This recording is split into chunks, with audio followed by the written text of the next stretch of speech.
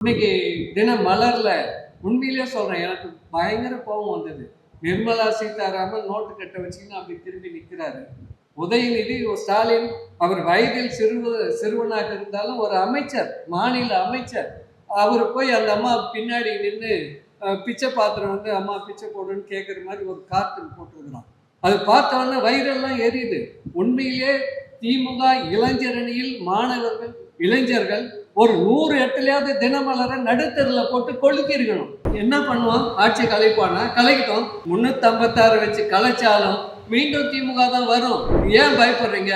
உங்களுடைய தலைவனை ஒருவன் இழிவாக எழுதுகிறான். ஏற்கனவே காலை உணவு போட்ட போது கண்டிச்சு தினமலர்ல கக்கூஸ் நடந்ததுன்னு எழுதணும். அப்போ ஒரு எதிர்ப்பு வந்தது. இன்னைக்கு பாத்தீங்கன்னா ஒரு அமைச்சரை, சாதாரண கட்சிக்காரன் இருந்தா பரவாயில்ல, ஒரு பிச்சை பாத்திரம் ஏந்தி இந்த அம்மா ஒரு பணக்கார குடும்பத்துல பிறந்த மாதிரி திருச்சியில திருவரங்கத்து பாப்பாத்தி நிர்மலா திருச்சி தேசிய பள்ளியில் தான் படிச்சாங்க, நேஷனல் காலேஜ்னு. அங்க இந்தி இருக்கு, ஆனா பச்சையா நாடாளுமன்றத்துல போய் சொல்லுது, திமுக ஆட்சி இருந்த காரணத்தினால் என்ன வந்து கல்லூரி காலத்துல இந்தி படிக்க விட்டாமல் செய்து விட்டார்கள் பார்லிமெண்ட்ல புலம்புதுங்க. என்ன பொய்? ஆனா நீ படிச்ச திருச்சி தேசிய கல்லூரி, பாப்பாங்கல்லூரி, அதுல இந்தி இருந்தது, சமஸ்கிருதம் இருந்தது. உன்னை படிக்கிறது எந்த யார் வேணான்னாங்க? ஏவா வேலு தப்பி தவறி மறந்து பாவம் கரிச்சட்டை பதிப்பகம் விருது வழங்கும் விழால பேசிட்டாரு. தமிழ்நாடுன்னா இனிக்குது, இந்தியாவில் கசக்குதுன்னு ஒரு வார்த்தை பேசிட்டார். உடனே நிர்மலா நாடாளுமன்றத்துல ஒரு தமிழ்நாடு, அப்ப தமிழ்நாடு இந்தியாவில் இல்லையான்னு பேசுறாங்க அம்மா. இல்ல தப்பிச்சவரு பெரியார் தான். வள்ளலாரையும் போட்டாங்க, காந்தியும் போட்டாங்க, எல்லாரையும் அம்பேத்கரை கூட போட்டாங்கன்னு தான் விடுதலையில பெரியார் எழுதியிருக்காரு. இரவு 11 மணிக்கு சாப்பிட்டு போய் பட்டவர் அவர் மதமாற்ற அறிவிச்சார். இந்து மதத்துல இருந்து பௌத்தத்துக்கு 56 அந்த அக்டோபர் மாதத்துல அந்த ஆயுத பூஜை நாள் விஜயதசமி அன்னைக்கு வந்து மதமாற்ற அறிவிச்சு ஒரு 5 லட்சம் பேரை மதமாற்றம் செய்தார். அதுக்கப்புறம் 15 நாள்ல அவர் இரவு 11 மணிக்கு போய் படுக்கிறார். காலையில கண் விழிக்கவே இல்லை. அவருடைய மகன் நாடாளுமன்றம் முன்னாடியே மறியல் செய்தார். பெரியார் விடுதலையில் எழுதினார். அப்ப அம்பேத்கருடைய இறப்பு ஒரு சந்தேக மரணமாக தான் இன்று வரை இருக்கிறது. வள்ளலார சொல்லிட்டாங்க ஜோதிமயம் ஆகிட்டாருன்ட்டு. அதிலும் சந்தேகம் இருக்கிறது. நான் அதை பேசினா உடனே வள்ளலார் கோச்சிக்கிறாங்க. சந்தேக மரணம் இருக்கிறது. அதனால அது போல பார்ப்பாருக்கு தீட்சிதற்கு எதிராக தான் அவரு அங்க வந்து தொடங்குறாரு. அங்க போற பக்தர்கள் எல்லாம் நான் வடலூருக்கு வர வைக்கிறேன் பாரு அப்படின்னு தான் தொடங்குறாரு. இந்த கிழக்கு பதிப்பகம்னு வச்சிருக்கிறார். பத்ரி சேஷாத்ரி பிரபாகரனை பத்தி புத்தகம் போடுவார், மார்க்ஸ் பத்தி போடுவார், பெரியாரை பத்தி, திராவிட இயக்க வரலாறு 2 தொகுதி முத்துக்குமார் வச்சு எழுதி எல்லாம். அதாவது பார்ப்பனர்கள் பணத்திற்காக எதையும் செய்வார்கள். மணியரசன், சீமான் போன்றவர்கள்லாம் புரிந்து கொள்ள வேண்டும். பார்ப்பனரை கட்சியில சேர்க்கணும், அவங்களும் தமிழர்களே என்று சொல்லுபவர்களுக்கு இது மறுப்பாக தமிழர்களுக்கு எவ்வாறு பகையாக இருக்கிறார்கள் என்பதையெல்லாம் ஐயா அவர்கள் இதில் எழுதியிருக்கிறார்கள். ஆரிய பார்ப்பனரின் அளவிறந்த கொட்டங்கள் இந்த நூலை திறனாய்வு செய்வதற்கு எனக்கு வாய்ப்பு, இந்த நூலை திறனாய்வு என்பதை விட அறிமுகம் செய்வதற்கு எனக்கு வாய்ப்பு நல்கிய தோழர்கள் அனைவருக்கும் முதற்கண் என்னுடைய நன்றியை தெரிவித்துக் கொள்கிறேன். இந்த நிகழ்வுக்கு இன்றைக்கு பெரியார் அவருடைய 50வது நினைவு நாள். மிகப்பெரிய ஒரு சமூக மாற்றத்தை தமிழ்நாட்டில் உருவாக்கிய அவருடைய 50வது நினைவு நாளில் இந்த நிகழ்வு இங்கு நடைபெறுகிறது. இந்த நிகழ்வில் கலந்து கொண்டிருக்கின்ற பாவலர் ஐயா அவருடைய மூத்த மகன் அண்ணர் மா பூங்குன்றன் அவர்களே, தோழர் பொழிலன் அவர்களே, தோழர் முனைவர் குணத்தொகை அவர்களே, மண்டேலா அவர்களே, மற்றும் இங்கே குழுமியிருக்கிற தோழர்களே, எனக்கு முன்பு அறிமுறை ஆற்றிய பிறைநுதல் அவர்களே, உங்கள் அனைவருக்கும் என்னுடைய முதற்கண் நன்றியையும் வணக்கத்தையும் தெரிவித்துக் கொள்கிறேன். தமிழக வரலாற்றில் ஒரு 1000 ஆண்டு வரலாற்றில் இல்லை 2000 ஆண்டு வரலாற்றில் பாவலர் அவர்களுக்கு ஒரு தனி இடம் இருக்கிறது. அவருடைய அந்த தென்மொழி என்பது ஒரு இதழ் மட்டுமல்ல, அது ஒரு அமைப்பாளன். தமிழ்நாடு விடுதலைக்கு இளைஞர்களை அணி திரட்டிய ஒரு இதழ். அந்த வகையில் அந்த இதழில் ஐயா அவர்கள் பல செய்திகளை எழுதியிருக்கிறார். அதில் முதன்மையான செய்தியாக இந்த ஆரிய பார்ப்பனர்கள் அவருடைய அளவிருந்த குற்றங்களை ஐயா அவர்கள் இந்த நூலிலே மிக சிறப்பான முறையில் எழுதியிருக்கிறார்கள். நான் 1996-97 சிந்தனையாளன் 8 திராவிடர் இயக்க பார்வையில் பாரதியார் என்று தொடர் கட்டுரைகள் 10 கட்டுரைகள் எழுதினேன். அது 2005 தான் நூல் வடிவம் பெற்றது. நான் அப்பொழுதே 96 ஐயா அவருடைய ஆரிய பார்ப்பனர்களின் அளவிறந்த கொட்டங்கள் நூலிலிருந்து மேற்கோள் எடுத்து கொடுத்திருக்கிறேன். நான் பயன்படுத்திய அந்த அவருடைய பாரதிக்கும் பாரதிதாசனுக்கும் பாரதியாரை ஏன் பார்ப்பனர்கள் உயர்வாக போற்றுகிறார்கள் என்று ஐயா அவர்கள் எழுதியிருந்தார். அதை என்னுடைய நூலில் 96 மேற்கோளாக கொடுத்திருக்கிறேன். எனவே அப்பொழுது சிறிய நூலாக இருந்தது. இப்பொழுது இந்த நூல் மிகப்பெரிய அளவில் ஒரு 300 பக்க அளவில் முழுமையாக திரட்டி இங்கே அளித்திருக்கிறார்கள். உண்மையிலேயே தமிழ் தேசியம் பேசுபவர்கள், தமிழ்நாடு விடுதலை அடைய வேண்டும் என்று விரும்புபவர்கள் இந்த ஆரிய பார்ப்பனர்களை பற்றி நன்றாக புரிந்து கொள்வதற்கு இந்த நூல் ஒரு அடிப்படை தேவையான நூலாகும். இதில் ஐயா அவர்கள் மிக சிறப்பாக கூறியிருக்கிறார். ஆரிய பார்ப்பனர்கள் தமிழ்நாட்டின் உட்பகை, வடவர்கள் புறப்பகை என்ற கருத்தை ஐயா அவர்கள் முனைந்திருக்கிறார். இன்றைக்கு தமிழ் தேசியம் பேசுகின்ற பலர் பார்ப்பனர்கள் தமிழர்கள் தான், அவர்களை அமைப்பில் சேர்த்து கொள்ள வேண்டும். இன்னும் சொல்ல போனால் பார்ப்பனர்களை பார்ப்பனர்கள் என்று கூட அழைக்கக்கூடாது, அவர்களுக்கு மனசு புண்படும், அவர்களை பிராமணர்கள் என்று அழைக்க வேண்டும் என்று கூறுகிற அளவுக்கு இன்றைக்கு பேமா போன்றவர்கள் வந்திருக்கிறார்கள். அப்படிப்பட்டவர்களுக்கு இந்த நூல் ஒரு விளக்க நூலாக இருக்கும் என்று கருதி பல்வேறு நேர நெருக்கடிகள், சிந்தனையாளர் இதழ், பொங்கல் மலர் பணிகள், வேற வெளியூர்னா நிச்சயமா இதுக்கு ஒத்துக்கொண்டிருக்க மாட்டேன், சென்னை என்பதால் சரி வருகிறேன் என்று கூறிவிட்டேன். இன்றைக்கு கூட பெரியார் நினைவு நாளுக்கு தோழர் கொளத்தூர் மணி அவர்கள் 10 நாள் முன்பே கொளத்தூருக்கு வர வேண்டும், பெரியார் நினைவு நாளில் நீங்கள் உரையாற்ற வேண்டும் என்று கேட்டுக்கொண்டார். நான் அப்போதும் சொன்னேன், சிந்தனையாளன் பொங்கல் மலர் வேலை கடுமையாக இருக்கிறது, எனவே ஜனவரி 7 மலர் வெளியிட்டு விட்ட பிறகு நீங்கள் என்றைக்கு அழைத்தாலும் நான் வருகிறேன், தயவு செய்து பொறுத்து கொள்ளுங்கள் என்று கூறிவிட்டேன். ஆகவே இந்த நூலை நான் ஏற்கனவே படித்த நூல்தான், இருந்தாலும் பேச வேண்டும் என்பதற்காக மீண்டும் 2 நாள்களில் இந்த 300 பக்கத்தை படித்து முடித்து விட்டேன். இதில் என்னென்ன உள்வாங்கி என்னால் பேச முடியாது, அங்கங்கே குறிப்பெடுத்திருக்கிறேன். இந்த நூலிலிருந்து முக்கியமான பகுதிகளை உங்களுக்கு படித்து காட்டுகிறேன். ஐயா அவர்கள் மறைவுக்கு பிறகு இன்றைக்கு ஆரிய பார்ப்பனர்கள் எவ்வளவு கொட்டமடித்து கொண்டிருக்கிறார்கள் என்பதையும் இறுதியில் கொஞ்சம் பேச வேண்டும் என்று நான் நினைக்கிறேன். ஏனென்றால் நிதியமைச்சர் நிர்மலா சீதாராமன் போன்றவருடைய பேச்சுகள் எல்லாம் மிக மோசமான ஒரு தமிழர்களை இழிவுபடுத்தும் உரை. அதே போல இன்றைக்கு தினமலர் வெளியிட்டிருக்கிற கருத்து படம் மிக மிக கேவலமான ஒரு கருத்து படம். ஏதோ நிர்மலா சீதாராமன் பணத்தை வைத்து கொண்டிருப்பது போலவும், அமைச்சர் உதயநிதி அவர் பின்னாடி பிச்சை தட்டேந்தி செல்வது போலவும் ஒரு கீழ்த்தரமான படத்தை இன்றைய தினமலர் நாளேடு வெளியிட்டிருக்கிறது, கருத்து படம் என்கிற பெயரில். ஆகவே பார்ப்பன திமிர் என்பது இன்றைக்கு ஐயா அவர்கள் இதில் ஏடுகளில் எப்படி செய்கிறார்கள், தொலைக்காட்சியில் எப்படி செய்கிறார்கள், வானொலியில் எப்படி செய்கிறார்கள் என்பதையெல்லாம் ஒவ்வொரு தலைப்பு வாரியாக நம்முடைய பாவலரர் ஐயா அவர்கள் விளக்கி இருக்கிறார்கள். அது இன்றைக்கும் மாறவில்லை. ஐயா அவர்கள் காலத்திற்கு பின்பு இன்றைக்கு அது அதிகரித்திருக்கிறது, அந்த பார்ப்பன கொட்டங்கள். அதுவும் குறிப்பாக மோடி 2014 தலைமை அமைச்சராக வந்த பிறகு இன்றைக்கு தமிழ்நாட்டு இந்தியா முழுக்க பார்ப்பனுடைய ஆட்டம் என்பது சொல்ல முடியாத அளவுக்கு இருக்கிறது. எச் ராஜா போன்றவர்கள் எல்லாம் ஹைகோர்ட்டாவது மயிராவது என்று சொன்ன எச் ராஜாவை இந்த நீதிமன்றம் எதுவுமே செய்யவில்லை. ஆனால் தானாக முன்வந்து வழக்குகளை எடுத்து பொன்முடிக்கு தீர்ப்பளிக்கின்ற நீதிமன்றம், நான் பொன்முடி நல்லவரா கெட்டவரா என்று சொல்லவில்லை, ஆனால் இன்றைக்கு பிஜேபிக்கு எதிரணியில் இருக்கிற கட்சிகளை திட்டமிட்டு நீதிமன்றத்தின் மூலம் பழி வாங்குகிற ஒரு போக்கு தொடங்குகிறது.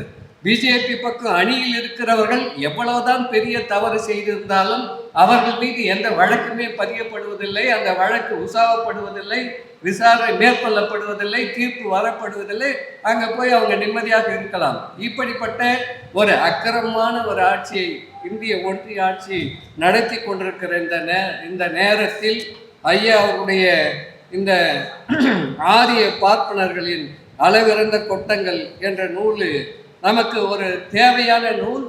இந்த நூலை இளைஞர் மத்தியில் அதிக எண்ணிக்கையில் பரவ வேண்டும். ஒரு காலத்தில் திராவிடர் இயக்கத்தில் நூற்றுக்கணக்கான இதழ்கள் வெளிவந்தன, லட்சக்கணக்கான மக்கள் படித்தார்கள், மிகப்பெரிய எழுச்சி இருந்தது. ஆனால் இன்றைக்கு அதெல்லாம் அருகி வந்துவிட்டன.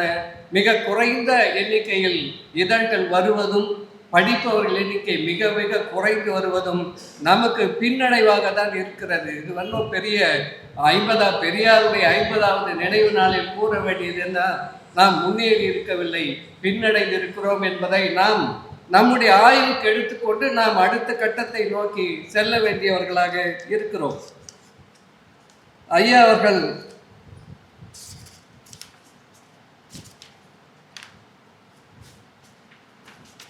ஆரிய பார்ப்பனர்கள் அளவிருந்த கொட்டங்கள் இந்த நூலில் பல செய்திகளை, இந்த பல்கலைக்கழகங்கள் பக்கம் 23 பல்கலைக்கழகங்களை பற்றி ஐயா அவர்கள் எழுதியிருக்கிறார்கள். அதாவது தேசிய மொழி திருட்டு விளையாடல் என்ற தலைப்பிலே உள்தலைப்பிலே எழுதியிருக்கிறார்கள். இந்தியாவில் உள்ள 79 பல்கலைக்கழகங்களில் 63 சமஸ்கிருதம் பயில வாய்ப்பு இருக்கின்றது. தமிழ் மொழியை சொல்லித்தர 12 பல்கலைக்கழகங்களே உள்ளன. தமிழை விட சமஸ்கிருதம் பேசுபவர் மிகுதியாக உள்ளனரா? இந்தியாவில் உள்ள 4.5 கோடி மக்கள் தமிழ் பேசுகின்றனர். சரியாக கணக்கிட்டால் 7 கோடிக்கு குறையாது. கணக்கெடுப்பவரிலும் கணக்கு பார்க்கும் அதிகாரிகளும் பெரும்பாலோர் தமிழருக்கு மாறானவர்களாக இருப்பதால் இத்தகைய புள்ளி விளக்கங்கள் சரியாகவே இருப்பதில்லை. சமஸ்கிருதம் பேசுவோர் ஏறத்தாழ 500 பேர்களே இருக்கின்றனர். இவர்களுக்கு கற்றுக் கொடுக்க 63 பல்கலைக்கழகங்கள் இருக்கின்றன என்று ஐயா அவர்கள் எழுதியிருக்கிறார். அதில் ஒரு செய்தி நான் கூடுதலாக சொல்ல வேண்டும் என்று நினைப்பது என்னவென்றால், ஜவஹர்லால் நேரு அவர்கள் தலைமை அமைச்சராக இருக்கும் பொழுது 1955 இந்தி ஆட்சி மொழி சட்டத்தை கொண்டு வந்தார். ஆட்சி மொழி ஆணையத்தை அமைத்தார். தலைமையில் இந்தியை எப்படியெல்லாம் நடைமுறைப்படுத்த வேண்டும் அப்படின்றது அந்த ஆணையம். அதே ஆண்டில் சமஸ்கிருத ஆணையம் ஒன்று அமைக்கப்பட்டது. அதே 1955ஆம் ஆண்டே சமஸ்கிருத ஆணையம் நம்முடைய சென்னை பல்கலைக்கழக சமஸ்கிருத துறை தலைவராக இருந்த சீனிவாச ஐயர் என்பவர் அதில் ஒரு உறுப்பினர், 5 பேர் உறுப்பினர்கள் இருந்தார். நீலகண்ட சாஸ்திரி அவர் ஒன்றும் மொழித்துறை சார்ந்தவர் அல்ல, அவர் வரலாற்றுத்துறை பேராசிரியர் தான். அவர் அதில் ஒரு உறுப்பினராக இருந்தார். அந்த சமஸ்கிருத ஆணையம் ஒரு அறிவிக்கை அளித்திருக்கிறது அரசுக்கு. அதில் என்ன சொல்லி இருக்கிறார்கள் என்றால், இந்தியாவில் இருக்கிற எல்லா பல்கலைக்கழகங்களிலும் சமஸ்கிருத இருக்கை அமைக்கப்பட வேண்டும். அது மட்டுமல்ல, உலகம் முழுக்க இருக்கிற பல்கலைக்கழகங்களில் சமஸ்கிருத இருக்கை அமைப்பதற்கு ஒன்றிய அரசு நிதி உதவி செய்ய வேண்டும். அது மட்டும் இல்லை, அவங்க சொல்றாங்க, இந்திக்கு மாற்றாக சமஸ்கிருதம் என்று நீங்கள், சமஸ்கிருதம் வேறு இந்தி வேறு, இந்தி இருக்கிறது என்பதற்காக சமஸ்கிருதத்தை புறக்கணித்து விடக்கூடாது. ஆகவே சமஸ்கிருதம் எல்லா வகையிலும் இடம்பெற வேண்டும். நாளடைவில் இந்தி ஆட்சி மொழி என்பது அகன்று சமஸ்கிருதத்தை ஆட்சி மொழியாக்க வேண்டும் என்று அந்த குழு பரிந்துரை செய்திருக்கிறது. இதே நீலகண்ட சாஸ்திரி மலேசியாவுக்கு சென்றார். நம்முடைய தமிழர்கள் வாழ்கின்ற பெரும்பான்மையாக இருக்கிற பகுதிக்கு சென்றார், நாட்டிற்கு சென்றார். அந்த அரசு இந்திய மொழிகளில் ஏதாவது ஒரு மொழியை நாங்கள் ஆட்சி மொழியாக விரும்புகிறோம், நீங்கள் உங்கள் கருத்துக்களை கூற வேண்டும் என்று நீலகண்ட சாஸ்திரியிடம் கேட்டார்கள். அதற்கு அவர் சொன்ன பதில், சமஸ்கிருதத்தை நீங்கள் ஒரு மொழி பாடமாக கற்றுத்தர வேண்டும் என்று கூறினார். ஆனால் அந்த அரசு அதை ஏற்றுக்கொள்ளவில்லை. இங்கு பெரும்பான்மையாக வாழ்கிற மக்கள் தமிழர்கள். ஆகவே இந்திய மொழிகள் என்றால் எங்களை பொறுத்தவரை தமிழ் மொழிதான் என்று மறுத்துவிட்டார்கள். இதை கண்டித்து நீலகண்ட சாஸ்திரியின் இந்த செயலை கண்டித்து அறிஞர் அண்ணா அவர்கள் திராவிட நாடு இதழில் நீலகண்ட சாஸ்திரிக்கு கண்டனம் என்று எழுதியிருக்கிறார்கள். ஆகவே பார்ப்பனர்கள் எங்கிருந்தாலும் எப்பொழுதும் தங்களுடைய மொழியை நுழைப்பதிலேயே, தங்களுடைய மொழி ஆதிக்கம் வர வேண்டும் என்பதிலேயே குறியாக இருப்பார்கள். பார்ப்பனர் அல்லாத சிலரும், எடுத்துக்காட்டு பார்ப்பனர் தாசர்களான மாப்போசி போன்றவர்கள், மாப்போசி சென்னை வானொலியிலே பேசினார். தமிழ்நாட்டில் சமஸ்கிருத பல்கலைக்கழகத்துக்கு நிதி இல்லாமல் தள்ளாடி கொண்டிருக்கிறது, நிதி உதவி செய்ய வேண்டும் என்று பேசினார். தமிழ் பல்கலைக்கழகத்தில் ஊதியம் கொடுக்காமல் நம்ம அருளியா எல்லாம் இருந்தாங்க. ஊதியம் கொடுக்க பணம் இல்லாமல் சில ஆண்டுகளுக்கு முன்னால் இந்த அறக்கட்டளைகள் இருந்த பணத்தை எல்லாம் எடுத்து பேராசிரியர்களுக்கு ஊதியம் கொடுக்கக்கூடிய இழிவான நிலையில் இருந்தது. இதையெல்லாம் விட்டு விட்டு இன்னும் கூட மாப்போசி மேலே போய் ஒன்று சொன்னார், தமிழில் மந்திரங்களை படித்து மந்திரம் சொல்லுவனை அழைக்கக்கூடாது திருமணத்துக்கு. உண்மையிலேயே சமஸ்கிருதம் படித்து மந்திரம் ஓதுவர்களை அழைத்து தமிழர்கள் திருமணம் நடத்தலாம். இதுவும் மாப்போசியும் ஆதித்தனாரும் என்கிற நூலில் நான் செங்கோல் இதழில் இருந்து எடுத்து கொடுத்திருக்கிறேன். நாமெல்லாம் சிலப்பதிகாரம் படிக்கிறோம். மாப்போசிய சிலப்பதிகார ஆய்வாளர் சிலம்பு செல்வர் என்ன சொல்றாரு, கோவலனுக்கு சமஸ்கிருதம் தெரியும். அதன் பொருள் என்ன? சிலப்பதிகாரம் 2ஆம் நூற்றாண்டு. 2ஆம் நூற்றாண்டிலேயே சமஸ்கிருதம் இங்கு பயிற்று மொழியாக இருந்தது, பாட மொழியாக இருந்தது. கோவலன் சமஸ்கிருதம் தெரிந்திருந்தால் ஒரு பார்ப்பன பெண் கோவலனிடம் விண்ணப்பத்தை சமஸ்கிருதத்தில் கொடுத்தால் அதை படித்து அவன் பதில் அளித்தான் என்று மாப்போசி எழுதியிருக்கிறார். அப்ப சிலப்பதிகாரத்தை படித்து இவர் யாருக்கு சேவை செய்கிறார்? சிலப்பதிகாரம் மிக சிறந்த இலக்கியம் என்பது வேறு. இவர் படித்ததனுடைய உள்நோக்கம் எங்க போனாலும் அந்த சமஸ்கிருதத்துடைய திணிப்பு. அந்த தாசர்கள் இதுல பல பேர் ஐயா போட்டு கண்ணதாசனை இந்த நூல்ல பார்த்தீங்கன்னா கண்ணதாசன் நல்ல போட்டு கிருபானந்த வாரியாரை பிடி பிடிச்சிருக்காரு, ஆரியத்துக்கு சேவை செய்பவர் என்று. இப்படி இந்த பல்கலைக்கழகங்கள் இன்றைக்கு ஒன்றிய அரசு, அன்றைக்கே அப்படி இருந்தது என்றால், பாவலர் ஐயா எழுதும் போதே அந்த நிலை என்றால், இன்றைக்கு ஒன்றிய அரசு சமஸ்கிருதத்துக்கு 700 கோடி என்றால் தமிழுக்கு 130 கோடி இப்படிதான் ஒதுக்குகிறார்கள். எவ்வளவு மக்கள் பேசுகிற மொழிக்கு ஒரு குறைந்த தொகையையும் எவருமே பேசாது. அது கூட அருளியார் ஒரு முறை எழுதினார், வாஜ்பேயி ஆட்சி காலத்தில் இந்த மக்கள் சமஸ்கிருதம் பேசுகிறார்கள் என்பதை மெய்ப்பிப்பதற்காக ஒரு கிராமத்தில் இருந்த 500 பார்ப்பனர், அதாவது மொத்தமே 500 பேர் உள்ள ஒரு சிற்றூரில் 500 கோடி சமஸ்கிருத பணத்தை செலவு செய்து அதை பேச்சு மொழியாக உருவாக்கினார்கள். ஏன்னா அதை செத்த மொழின்னு சொல்லணும். நாம எனக்கு தெரிஞ்சு நடேசனார், டாக்டர் நடேசனார் பனகலரசர் இந்து அறநிலையத்துறை சட்டத்தை கொண்டு வந்த போது சென்னை சட்டமன்றத்தில் பேசினார். இந்த கோயில்களுக்கு கொடுக்கின்ற பணத்தை எல்லாம் பார்ப்பனர்கள் செத்த மொழியான சமஸ்கிருதத்தை வலுப்படுத்துவதற்கே செலவழிக்கிறார்கள், அதை மாற்ற வேண்டும். நம்முடைய இந்த முறை சிந்தனையாளர், புதிய சிந்தனையாளர் தலையங்கத்தில் எழுதியிருக்கிறேன்.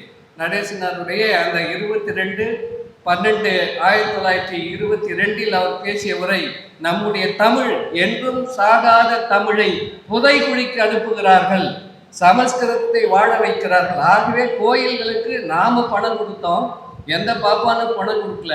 ஆகவே அது அரசு கட்டுப்பாட்டில் வர வேண்டும். மீத பணத்தை அரசு மருத்துவத்திற்கும் கல்விக்கும் செலவழிக்க வேண்டும் என்றுதான் பனகலரசர் அன்றைக்கு நிறைவேற்றினார் 25. இப்படி பல சிக்கல்கள். இந்த நீதி கட்சி வரத்துக்கு முன்னாடி நம்பி ஆறுகிறார் நம்ம மறைமலடிகளுடைய பெயர் லண்டன் பல்கலைக்கழகத்துக்கு ஒரு ஆய்வு பட்டத்தை கொடுத்தார். அதில் என்ன எழுதியிருக்கிறார், 1922 வரை சென்னை பல்கலைக்கழகத்தில் அன்றாட வழிபாட்டு மொழியாக சமஸ்கிருத பாடல் இருந்தது. அவர் எழுதி, நான் சொல்ல, மறைமலடிகளோட பேரன் எழுதியிருக்கிறாங்க. அப்ப தமிழ்நாட்டின் நிலைமை ஆங்கிலேயர் ஆட்சி காலத்தில் கூட எப்படி இருந்தது என்பதை நாம் புரிந்து கொள்ள வேண்டும். 1925 வரை தமிழை ஒரு புலவர் பண்டிட் சமஸ்கிருதம் படிக்காமல் படிக்க முடியாது என்ற ஒரு நிலை இருந்தது. அப்போதான் நீதி கட்சி அரசு ஒரு அரசாணை போட்டது, இது திராவிட ஆட்சி, திராவிட மொழிக்கு மட்டுமே செலவழிக்கும் என்று ஆணையிட்ட பிறகு 25 பார்ப்பனர்கள் செனட்ல ஒரு ஒப்பந்தத்துக்கு வராங்க, இனிமே நீங்க தமிழ் மட்டுமே படித்து புலவராகலாம். அப்ப முதல்ல 1926 தான் தமிழ் மட்டுமே படித்து தமிழ் புலவர்களையும் வர்றாங்க. 27 தான் பட்டப்படிப்பு. எதற்கெடுத்தாலும் சமஸ்கிருதம். ஏன் அதை வைக்கிறாங்க? பார்ப்பானை தவிர வேற எவனும் தமிழ் புலவராக வந்துவிடக்கூடாது. நாவலர் சோமசுந்தர பாரதியார், மறைவில் ஏன் அவங்கெல்லாம் சமஸ்கிருதம் படிக்க வேண்டிய தேவை இருந்தது? நாவலர் சோமசுந்தர பாரதியாரும் பெரியாரும் ஒரு திருமணத்துக்கு சென்றார்கள். ஒரு சின்ன பாப்பார பையன் கருமாதி மந்திரம் ஓதிக்கின்னு தான் கல்யாணத்துல. அவர் பார்த்தாரு, விட்டார் ஒரு அறை. இதெல்லாம் பதிவாயிருக்கு, எழுத்துல இருக்கு. என்னடா சொல்ற, கல்யாணத்துல போய் கருமாதி மந்திரம் சொல்ற, கல்யாண வீட்டுக்காரர்களுக்கு சமஸ்கிருதம் தெரியாதுன்றதுக்காக இப்படி எல்லாம் பண்றியா அப்படின்னு சொல்லி அழிச்ச வரலாறுலாம் பதிவுகள் இருக்கின்றன. ஆகவே சமஸ்கிருதத்தை தமிழர்கள் தலையில் ஆயிரக்கணக்கான ஆண்டுகளாக திணித்து விட்டார்கள். இதுதான் உயர்ந்த மொழி, இது தேவ மொழி, இது மற்றதெல்லாம் மனித மொழி. நீச பாஷை. சங்கராச்சாரி சொல்றாரு, சங்கராச்சாரி சமஸ்கிருதம், அதாவது தமிழ் பேசுறத காதால கேட்டாலே குளிச்சுதான் வருவேன்னு சொல்லியிருக்காரு. நான் சொல்லலை, நம்ம ஆட்சி மொழி காவலர் ராமலிங்கனார் எழுதியிருக்கிறார். ஒரு பெரிய அலுவலரை அனுப்புறாங்க, போய் பார்க்கணும் வந்துருக்கு. ஐயோ நான் இப்போதான் குளிச்சு முடிச்சேன், அவங்ககிட்ட பேசினா மறுபடியும் நான் குளிக்கணுமே, இன்னைக்கு வரவேன் நான் போக சொல்லு. அப்ப சமஸ்கிருதத்தை காதால் கேட்டாலே, சமஸ்கிருதத்தை தமிழை பேசுறத காதால் கேட்டாலே, தமிழை பேசினாலே குளிக்க வேண்டும், அது நீச பாஷை என்கிற ஒருவன் தமிழ்நாட்டில் நீங்க வந்து காஞ்சி சங்கர மடம் என்று வைத்துக்கொண்டு எவ்வளவு அக்கப்போரு. காஞ்சி சங்கர மடத்தை பற்றியெல்லாம் பாவலேறு ஐயா அவர்கள் அது ஒரு கொலை கூடம் என்று பதிவு செய்திருக்கிறார் இந்த நூலில், காஞ்சி சங்கர மடத்தை பற்றி. இப்படி பல செய்திகளை இந்த ஆரிய பார்ப்பனர்கள் செய்கிற அட்டகாசங்களை ஐயா அவர்கள் இதில் பதிவு செய்திருக்கிறார். அதே போல தமிழர்களுக்கு இழிந்த பெயர்களை கொடுப்பதை பற்றியெல்லாம் ஐயா அவர்கள் இதில் பதிவு செய்திருக்கிறார். இப்போ ராமாயணத்தில் வருகிற பெயர்கள்லாம் இழிந்த பெயர்கள். கும்பகர்ணன், கும்பம் என்றால் குடம், கர்ணன் காதகன், குடக்காதகன். மண்டோதரி என்றால் மண்டைன்னா பானை, உதரம் என்றால் வயிறு, பானை வயிற்று. மண்டோதரி என்றால் பானை வயிற்று. சூர்ப்ப நகை என்றால், சூர்ப்பம் என்றால் முரம், நகை என்றால் முரப்பள்ளி. அப்ப இவர்களை பற்றியெல்லாம் எவ்வளவு இழிவாக, அது தமிழை வச்சிருந்தா அந்த பேரை நாம் வைத்து கொண்டு இருப்போமா? இதெல்லாம் வடமொழியில இருக்கு. இப்ப கேசவன் அப்படின்னா மயிரான் அப்படின்னு தான் தமிழ்ல இருக்கு. அப்ப கேசவன் சொல்லிக்கிறோம். ஆதி கேசவன்னா பழைய மயிரான், ஆதின்னா பழைய மயிரான் அப்படின்னு தான் வருது. அப்ப எவ்வளவு மோசமாக அவர்கள் மொழியில் திணித்து நம்முடைய இதை செய்திருக்கிறார்கள் என்பதை ஐயா அவர்கள் எழுதியிருக்கிறார்கள். அதே போல இந்த பாவேந்தருக்கு இந்த இலக்கிய பீட விருதை பற்றி ஐயா அவர்கள் பதிவு செய்திருக்கிறார்கள். பார்ப்பனருக்கு தான் அதிகமான இலக்கியத்தை இப்போ தராங்கல்ல விருதுகள், சாகித்ய அகாடமி விருது, இதெல்லாம் பார்ப்பனர்களுக்கு தான் அதிகமாக கொடுக்கிறார்கள். 1-2 தான் நமக்கு கொடுக்கிறார்கள். அதிலும் பாரதிதாசனுக்கு வந்து எதற்கு கொடுத்தாங்கன்னா பிசிரான் தயார். ஏன்னா அந்த நூலில் மட்டும்தான் பார்ப்பன எதிர்ப்பு அவர் எழுதலை. மற்ற எல்லா நூல்லையும் அவர் பார்ப்பன எதிர்ப்பு, ஆரிய எதிர்ப்பு இருக்கும் அவருடைய நூல்களில், அவருடைய கதை நாடகங்கள்ல, பாடல்கள்ல, கட்டுரைகள்ல. அது இல்லாததுனால அதை பார்த்து கொடுக்குறான். பாரதிதாசனை இந்த ஒன்றுத்துக்கும் உதவாத நூலுக்கு இலக்கிய விருது, சாகித்ய அகாடமி விருது கொடுத்து இழிவு செய்கிறான் என்று பாவலேறு ஐயா அவர்கள் பதிவு செய்திருக்கிறார்கள். பக்கம் 24 இந்த நூலில் இருக்கிறது. அதே போல பாரதிதாசன் இந்த 2 பேரையும் ஏன் பார்ப்பனர்கள் தூக்கி பிடிக்கிறார்கள் என்பதை பற்றியும் ஐயா அவர்கள் நிறைய எழுதியிருக்கிறார்கள். இந்த பாரத ரத்னாலாம் நம்மளுக்கு தரமாட்டான், சூத்திரன் தரமாட்டான், பத்ம பூஷன் அப்படின்ற குறைந்த அந்த விருதுகள்லேயே மிக குறைவான விருது தான் தமிழனுக்கு கொடுப்பான், உயர்ந்த விருதெல்லாம் ஆரியர்களுக்கு தான் கொடுப்பான் என்று ஐயா அவர்கள் பதிவு செய்திருக்கிறார்கள்.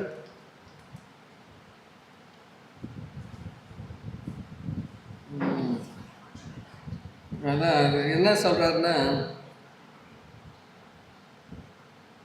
மொழி தூய்மையை பார்ப்பனர்களும் அவர்கள் அடிவரடிகளும் ஒப்புக்கொள்வதே இல்லை.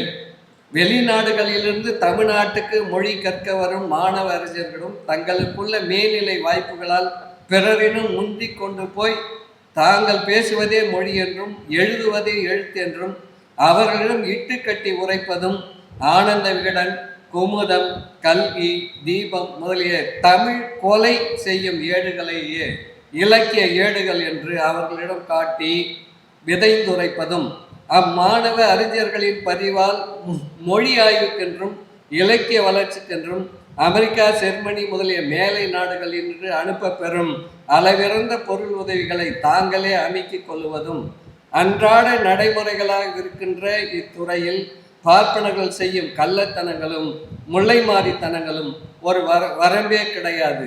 சாகித்ய அகாடமி, ஞானபீட பரிசு என்னும் பல வகையிலும் தரப்பெறுகின்ற அறிவியல், கல்வி, கலை பரிசுகள் யாவும் அவர்கள் இனத்தவர்க்கே தேடி பிடித்து தரப்பெறுகின்றன.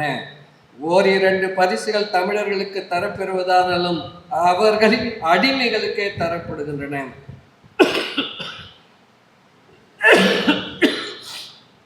இவர்களிடையே காய்போல் எங்கோ ஒரு பரிசு இவர்களின் கொள்கைக்கு மாறானவர்களுக்கு தரப்பெற நேர்ந்தால் பிறர் நகைக்கும் அளவிற்கு நூல்களை தேர்வு செய்து கொடுக்கின்றனர். பாவேந்தன் பாரதிதாசன் எழுதிய குடும்ப விளக்கு, அழகின் சிரிப்பு, தமிழ் இயக்கம் போன்ற வாழ்வியல் இயற்கை சீர்திருத்தம் ஆகிய கூறுபாடுகளை கொண்டனவும் நோபல் பரிசுக்கும் தகுதி நூல்கள் இருக்க, அவர் நூல்களில் மிக எளியதும் அவர்தம் பாவியல் புலமைக்கு வேறுபட்ட நாடக வடிவில் உள்ளதுமான பிசிறந்தாயார் என்னும் நூலுக்கு அதில் அவரின் தலையாய கொள்கையான ஆரிய மறுப்பு கருத்துக்கள் ஒன்றும் இல்லை என்பதற்காகவே சாகித்ய அகாடமி பரிசு கொடுக்கப்பட்டுள்ளது என்று ஐயா அவர்கள் பதிவு செய்திருக்கிறார்கள். மேலும் தேசிய விருதுகளான பாரத ரத்னா, பத்மபூஷன், பத்ம விபூஷன் போல உயர்ந்த பாராட்டுகளும் பெரும்பாலும் அவர்கள் இனத்தவர்க்கே வடநாட்டவர்களுக்குமே கொடுக்கப்படுகின்றன. எங்கேதும் தகுதி வாய்ந்த தமிழர்கள் இருந்தால் அவர்களுக்கு அவ்வரிசையில் கடைநிலை தான் பத்மஸ்ரீயே தரப்படும். எனக்கு தெரிஞ்சு மருத்துவர் பழனியப்பனுக்கு கொடுத்தாங்க. அவர் உலக அளவில் லண்டன் பல்கலைக்கழகத்தில் ஒரு மருந்து, அதாவது கருவுற்ற பெண்கள் அந்த குழந்தை கருவிலேயே இந்த மாத்திரையால் இறந்து விடுகின்றன என்பதை கண்டுபிடித்து லண்டன்ல போய் உலக மருத்துவர் மத்தியில் நிரூபித்தார். ஆனால் அவருக்கு கூட என்ன கொடுத்தாங்கன்னா இந்த கடைசி விருதான பத்மபூஷன் தான் கொடுத்தாங்க. மருத்துவர் பழனியப்பன் அவர் நல்ல பெரியாரியலாளர். அவங்க அப்பாவே கோவராபன் மாவட்ட பதிவாளர், பெரியாரியலாளர். அவர் குடும்பக்குள்ள கணேசன் நிலவு என்கிற இதழை நடத்தினார். நிலவு கணேசன் 1947 மிக அருமையான ஒரு இதழ். அந்த இதழ் அவருக்கு இந்த விருது தான் கொடுத்தாங்க. இப்படி அதாவது நமக்கு விருதுன்னா மிக கீழ்த்தரமான விருது தான், அவளுக்குன்னா மேல்தரமான விருதை கொடுக்கின்ற போக்கை அவர்கள் கொண்டிருக்கிறார்கள் என்பதை ஐயா அவர்கள் குறித்திருக்கிறார்.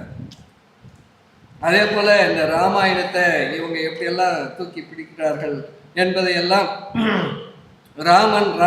ராவணனை எவ்வளோ இழிவு செய்ய முடியுமோ அவ்வளவு இழிவு செய்கிறார்கள். ஆனால் அவர்களுடைய கதாநாயகன் ராமனை எவ்வளவு புகழ்கிறார்கள் என்பதையெல்லாம் நம்மவற்றின் இழிவையும் அவர்களின் சிறப்பையுமே விளம்பரப்படுத்துவது அவர்களின் பல்வேறு தந்திர முறைகளில் ஒன்றாகும். அவர்களுக்கு எது பிடித்ததோ சார்பானதோ அதை பனிமலை என்பார்கள். அவர்களுக்கு எதை பிடிக்காதோ எதை சார்பு இல்லாததோ அதை குப்பை மேடு என்பார்கள். அவர்கள் கதைகளும் அவ்வாறு நோக்கில் வரைந்தவைதான். ராமனை மாந்தருள் மிக உயர்ந்தவனாக கற்பிப்பார்கள். ராவணனை அவன் ஆரியர்களுக்கு மாறானவன் என்பதால் மிகவும் தாழ்ந்தவனாக கற்பித்து உரைப்பார்கள். வானொலி பாடல்கள் தேர்விலும் அதில் வரும் கதை, நாடகங்கள், பாட்டுகள் இவற்றை கொண்டும் இவர்களுக்கு தமிழ் மொழியின் மேல் உள்ள வெறுப்பை, சமஸ்கிருதத்திலும் இவர்களின் வேத புராண இதிகாசில் கொண்ட வெறியையும் நன்கு தெரிந்து கொள்ளலாம். அப்படி என்று ஐயா அவர்கள் எழுதியிருக்கிறார்கள். இப்போ உண்மையிலே பார்த்தீங்கன்னா ராமர் தன்னுடைய மனைவியை, துணைவியை அவர் நிறைமாத கர்ப்பிணியாக இருந்த ஒருவளை, நான் உன்னை சந்தேகிக்கிறேன், நீ கற்பில் சிறந்தவள் என்றால் இந்த தீயில் இறங்கி காட்டு என்று சொல்லி தீயில் இறங்க சொல்லுகிறான். அவனை தான் நாம் ராமன்னு சொல்றோம். ஆனால் ராவணன் உண்மையிலேயே சீதையை தொடக்கூட இல்லை. கொண்டு போய் வைத்திருந்தான வழி எதுவுமே செய்யலை. ஆனால் அவனை மிக இழிந்தவனாகவும் அவனை பற்றி கேவலமாகவும் அதற்காக தான் ராவண காவியத்தை புலவர் குழந்தை அவர்கள் எழுதினார்கள். ராவணா தி கிரேட் என்று ஆங்கிலத்தில் MS பூர்ணலிங்கம் பிள்ளை அந்த காலத்தில் 1930களில் எழுதினார். உலக அளவில் ராவனுடைய பெருமை பெற வேண்டும் என்பதற்காக. இப்படி அவர்களுக்கு ஒரு உயர்வு. பெரியார் ஏன் திட்டமிட்டு ராமனை தொடக்க காலம் முதல் எதிர்த்தார் என்பதை இன்றைக்கு நாம் புரிந்து கொள்ள வேண்டிய தேவை இருக்கிறது. ஏன்னா வடக்க ராமர் கோயில் கட்டி இப்ப திறக்க போறான். இந்த ராமர் கோயிலை வைத்து வட இந்தியா முழுவதும் அரசியல் செய்கிறார்கள். தமிழ்நாட்டில் ராமனுக்கு எந்த விதமான செல்வாக்கும் இருக்கக்கூடாது என்பதற்காக தான் பெரியார் தொடர்ந்து ராமனை குடியரசு இதழ்களில், விடுதலை ஏட்டில் விமர்சனம் செய்து வந்தார். ராமர் பட எரிப்பு 1956 எரித்தார். அதே போல 71 சேலத்தில் ஒரு ஊர்வலத்தில் வர்றாங்க, ராமரை இழுத்துட்டு வந்தாங்க. வெளியிருந்து பக்தர் ஒருத்தர் தான் செருப்பு எடுத்து பெரியார் மேலே அடிக்கணும்னு அடித்தார். அது பெரியார் மேலே படலை, அந்த செருப்பு பக்கத்தில் விழுந்தது. அந்த செருப்பை எடுத்து கோபத்தில் தொண்டர்கள் ராமர் படத்தை செருப்பால் அடித்தார்கள். அந்த தேர்தலில் திமுக தோற்றுவிடும். இதை ஒரு பெரிய பிரச்சனையா துக்ளக்ல எல்லாம் எழுதினார்கள் அன்றைக்கு. ராமனை செருப்பால் அடிச்சாங்கன்னு ஒன்றும். அதாவது இந்த ராமனை வைத்தே அரசாட்சியை கைப்பற்றி விட வேண்டும். ஏன்னா ராமாயணத்துல மகாபாரதத்துக்கு 4 வருடம் இருக்கு. அவங்க எல்லா கதையிலையும் இருக்கு. இப்போ ராமாயணத்துல தமிழ கம்பன் மொழிபெயர்த்ததுல வரல, சம்புகன் வதை வரல. ஏன்னா ஒரு பகுதியை ஒரு இதுவே விட்டுட்டாரு. அவர் 5 தான் பண்ணார், 6 பண்ணல. அதில் தான் சம்புகன் வதையெல்லாம் இருக்கு. அது தமிழ்நாட்டுக்கு ஒத்து வராதுன்னு கம்பன் அதை செய்யலை. அது வால்மீகி ராமாயணத்தில் இருக்கு. இன்னும் அவன் தலை கீழாக தொங்குறான். மரக்கிளையில காலை மாட்டிட்டு தலை கீழே தொங்குது. அவன் தவம் செய்கிறான் சூத்திரன். அப்போ ஒரு பாப்பார குழந்தை ஒரு இடத்துல இறந்து போகுது, எங்கேயோ ஒரு மூலையில. அந்த பாப்பா இறந்து போன குழந்தை வந்து அரசங்கிட்ட, ராமன் அரசன் ராமங்கிட்ட வந்து சொல்றான், டே ராமா, டே ராமா தான். அதாவது பார்ப்பனன் எவனை ஒன்னா டேன்னு சொல்லலாம், மற்றவன் சொல்ல முடியாது. அவன் வந்து சொல்றான், இந்த நாட்டில் என் குழந்தை ஏன் இறந்து தெரியுமா? ஒரு சம்புகன் என்கிற ஒரு சூத்திரன் தவம் செய்கிறான். சூத்திரன் தவம் செய்யக்கூடாது, அவனுக்கு அந்த உரிமை கிடையாது. மனுநீதிப்படி, இந்து சாஸ்திரங்கள் படி சூத்திரன் தவம் செய்யக்கூடாது. சூத்திரனுக்கு சொர்க்கம் கிடையாது. இப்பெல்லாம் சொர்க்கம் இன்னைக்கு திறக்கிறானே வைகுந்த ஏகாதசின்னு சொர்க்க வாசல்னு, வெறும் பணம் வாங்கிறதுக்காக செய்கிறான். பட்டை நாம போட்ட பார்ப்பான், வேற ஒன்றும் இல்லை. பணம். சொர்க்கத்துக்கு போனோம் எவனுமே திரும்ப முடியாதுன்னு சொல்லி பாருங்க, எவனாவது உள்ள போவானே? அந்த சொர்க்க வாசல்ல போனோம் 2வது திரும்பி வரமாட்டான்னா அவ்வளோதான். ஆக இதெல்லாம் வந்து திட்டமிட்டு, அதாவது இந்த வைதீகத்தை வைத்து இந்த மக்களை மடையர்களாக்க வேண்டும். ராமனும் பாருங்க, அந்த பாப்பான் பேச்சை கேட்டுன்னு போய் அவன் தலைகீழா தொங்குறான். ஏண்டா தவம் பண்ற? சூத்திரன் தவம் பண்ணக்கூடாதுன்னு வெட்டுறான். வெட்டி தலை துண்டா போயிட்டு. அது எது 4 வருடத்தை அடிப்படையாக கொண்டதான் ராமாயணம். மகாபாரதத்துலயும் அப்படி இருக்கு, வில்வித்தையில். ஏன் அவ்வளோ? ஏங்க நம்ம விவேகானந்தர் அமெரிக்காவுக்கு போனார். உலக மதங்களின் மாநாடு, எல்லா மதங்களும் அதில் கலந்துக்கிட்டாங்க, எல்லா மத தலைவரும் கலந்துக்கிட்டாங்க. போனார். நம்ம ஊர் பாப்பான் அமெரிக்காவுக்கு தங்கி அடிச்சான். விவேகானந்தர் ஒரு சூத்திரன், அவர் காயஸ்தான்னு ஒரு ஜாதி, மேற்கு வங்கத்தில் பார்ப்பனர் கிடையாது. ஆகவே அவரு வந்து சாமியாராக இருக்கிறதுக்கு, துறவியாக இருக்கிறதுக்கு லாய்க்கு கிடையாது. அவருக்கு நீங்கள் யாரும் உதவி செய்யக்கூடாது. விவேகானந்தர் திரும்பி வரும்போது அல்மோரா முதல் கொழும்பு வரைக்கும் ஒரு நூல் இருக்குது, படிங்களேன். என்னை இந்த பார்ப்பனர்கள் நான் அமெரிக்காவில் இருக்கும்போது எனக்கு எந்தவித உதவியும் செய்யக்கூடாது என்று கடிதம் எழுதி என்னை பட்டினி இருக்க வைத்தார்கள். அவரே எழுதுறார் விவேகானந்தர், ஏ பார்ப்பனர்களே, நீங்கள் விரைவில் திருந்துங்கள். நீங்கள் திருந்தாவிட்டால் எதிர்காலம் உங்களுக்கு மிக ஆபத்தாக இருக்கும். தமிழ்நாட்டில் தான் வந்து பேசினார் விவேகானந்தர். அந்த அளவுக்கு இந்த காலத்தில் கூட கொடுமை செய்கிற பார்ப்பனர்கள் இருக்கிறார்கள் என்பதையெல்லாம் நாம் தெரிந்து கொள்ள வேண்டும். காலங்காலமாக அவங்க எப்படி செய்தார்கள் என்பதை ஐயா அவர்கள் மிக சிறப்பான முறையிலே இங்கே இதில் எடுத்து காட்டியிருக்கிறார்கள். சூரிய நாராயண சாஸ்திரி நாம் எல்லாம் நினைப்போம், அதாவது அவர் தமிழில் பேர் மாற்றிக்கிட்டாரு, பரிதிமார் கலைஞர்னு. அது உண்மை இல்லைன்னு மாப்போசி எழுதியிருக்கிறாரு. எனக்கு என்னன்னா, மாப்போசி தனித்தமிழ் இயக்கம் தேவையில்லைன்னு 10 தொடர் கட்டுரை எழுதியிருக்கிறார் செங்கோலில். அதில் ஒரு கட்டுரை சூரிய நாராயண சாஸ்திரி பற்றி, அதாவது ஒரு நூல் அவர் எழுதிய ஒரு இலக்கண நூலில் பரிதிமார் கலைஞர்னு போட்டு எழுதியிருக்காரு. அதன் பிறகு அவர் என்ன சொல்லியிருக்காருன்னா, வி.கே. சூரிய நாராயண சாஸ்திரினாலே எல்லாருக்கும் ஒரு என்னை யாருன்னு தெரியும். ஆனால் நான் யாருன்னு தெரியாமல் ஒரு நூல் வந்தால் அந்த நூலை எப்படி மதிப்பீடு செய்வார்கள் என்பதற்காக அதில் பரிதிமார் கலைஞர் என்று நான் வெளியிட்டேன். பிறகு நான் அந்த பேரை நான் நிரந்தரமாக வச்சுக்கல. அதுக்கு பிறகு மாப்போசி எழுதுறாரு. அதன் பிறகு சூரிய நாராயண சாஸ்திரி எழுதுனதெல்லாம் வடமொழி பெயர்கள், வடமொழி கதைகள் எல்லாமே இருக்கிறதுன்னு மாப்போசி தான் சொல்றாரு. அவர் சொல்றதுக்காக இல்லை.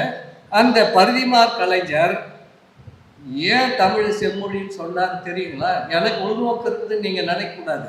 சென்னை பல்கலைக்கழகத்தில் அப்போ வந்து மாநில கல்லூரியில் தமிழ் பேராசிரியர் நம்ம பேர் காவே நமச்சிவாய் முதலியார், அவர் தான் தமிழ் பேராசிரியர்.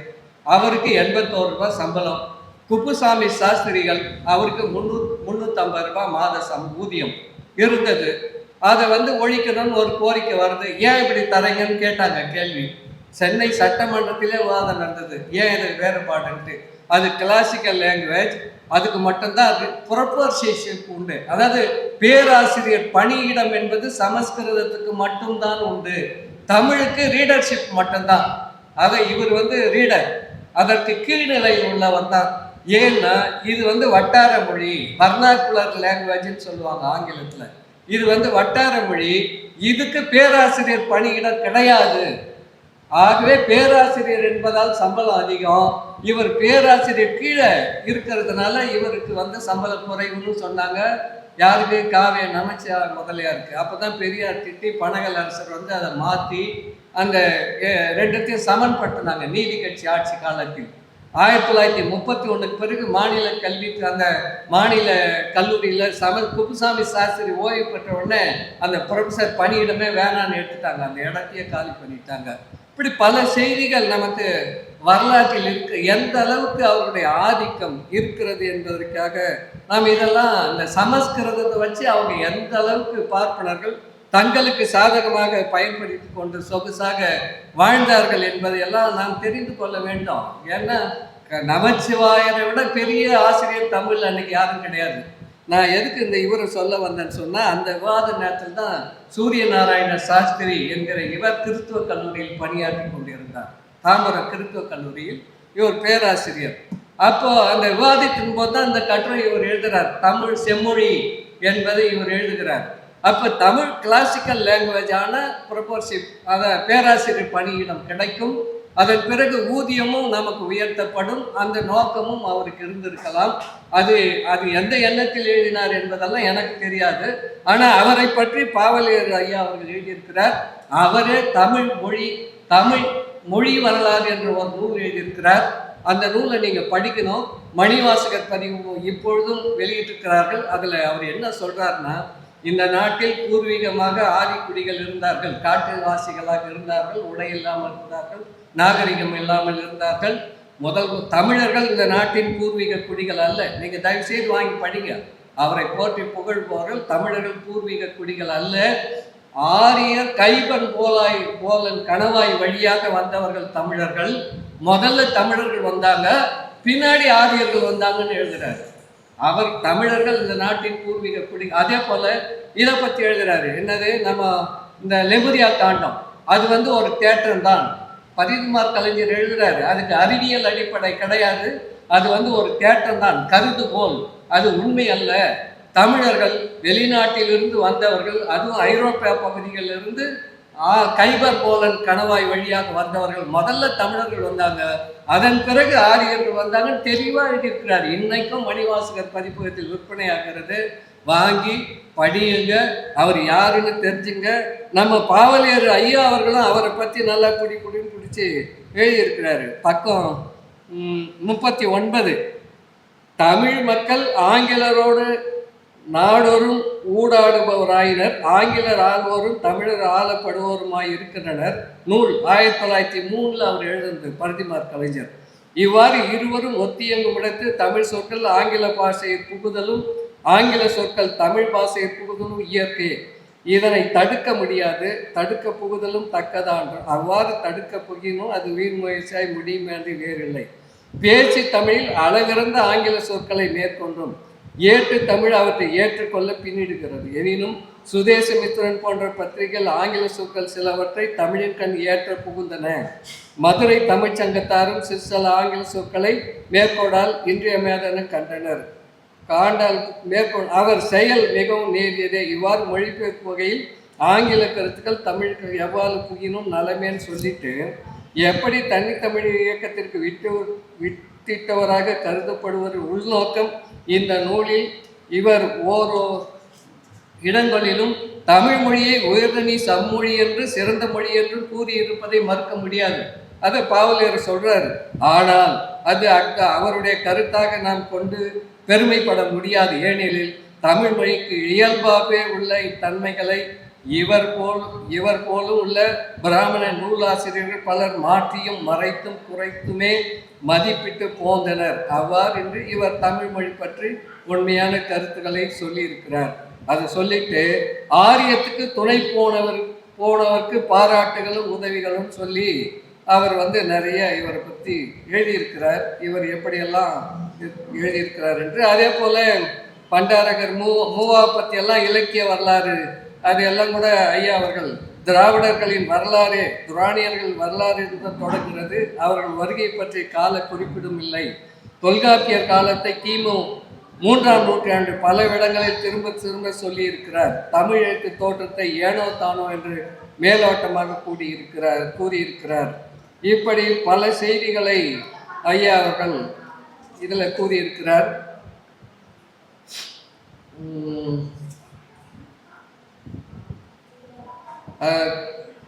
தனி மூவாவை பற்றி சொல்றாரு. தனித்தமிழ் இயக்கத்தை பற்றி இவர் எழுதியுள்ள கருத்துகள் இவர் மனக்கசண்டை நன்றாக எடுத்து காட்டியுள்ளன.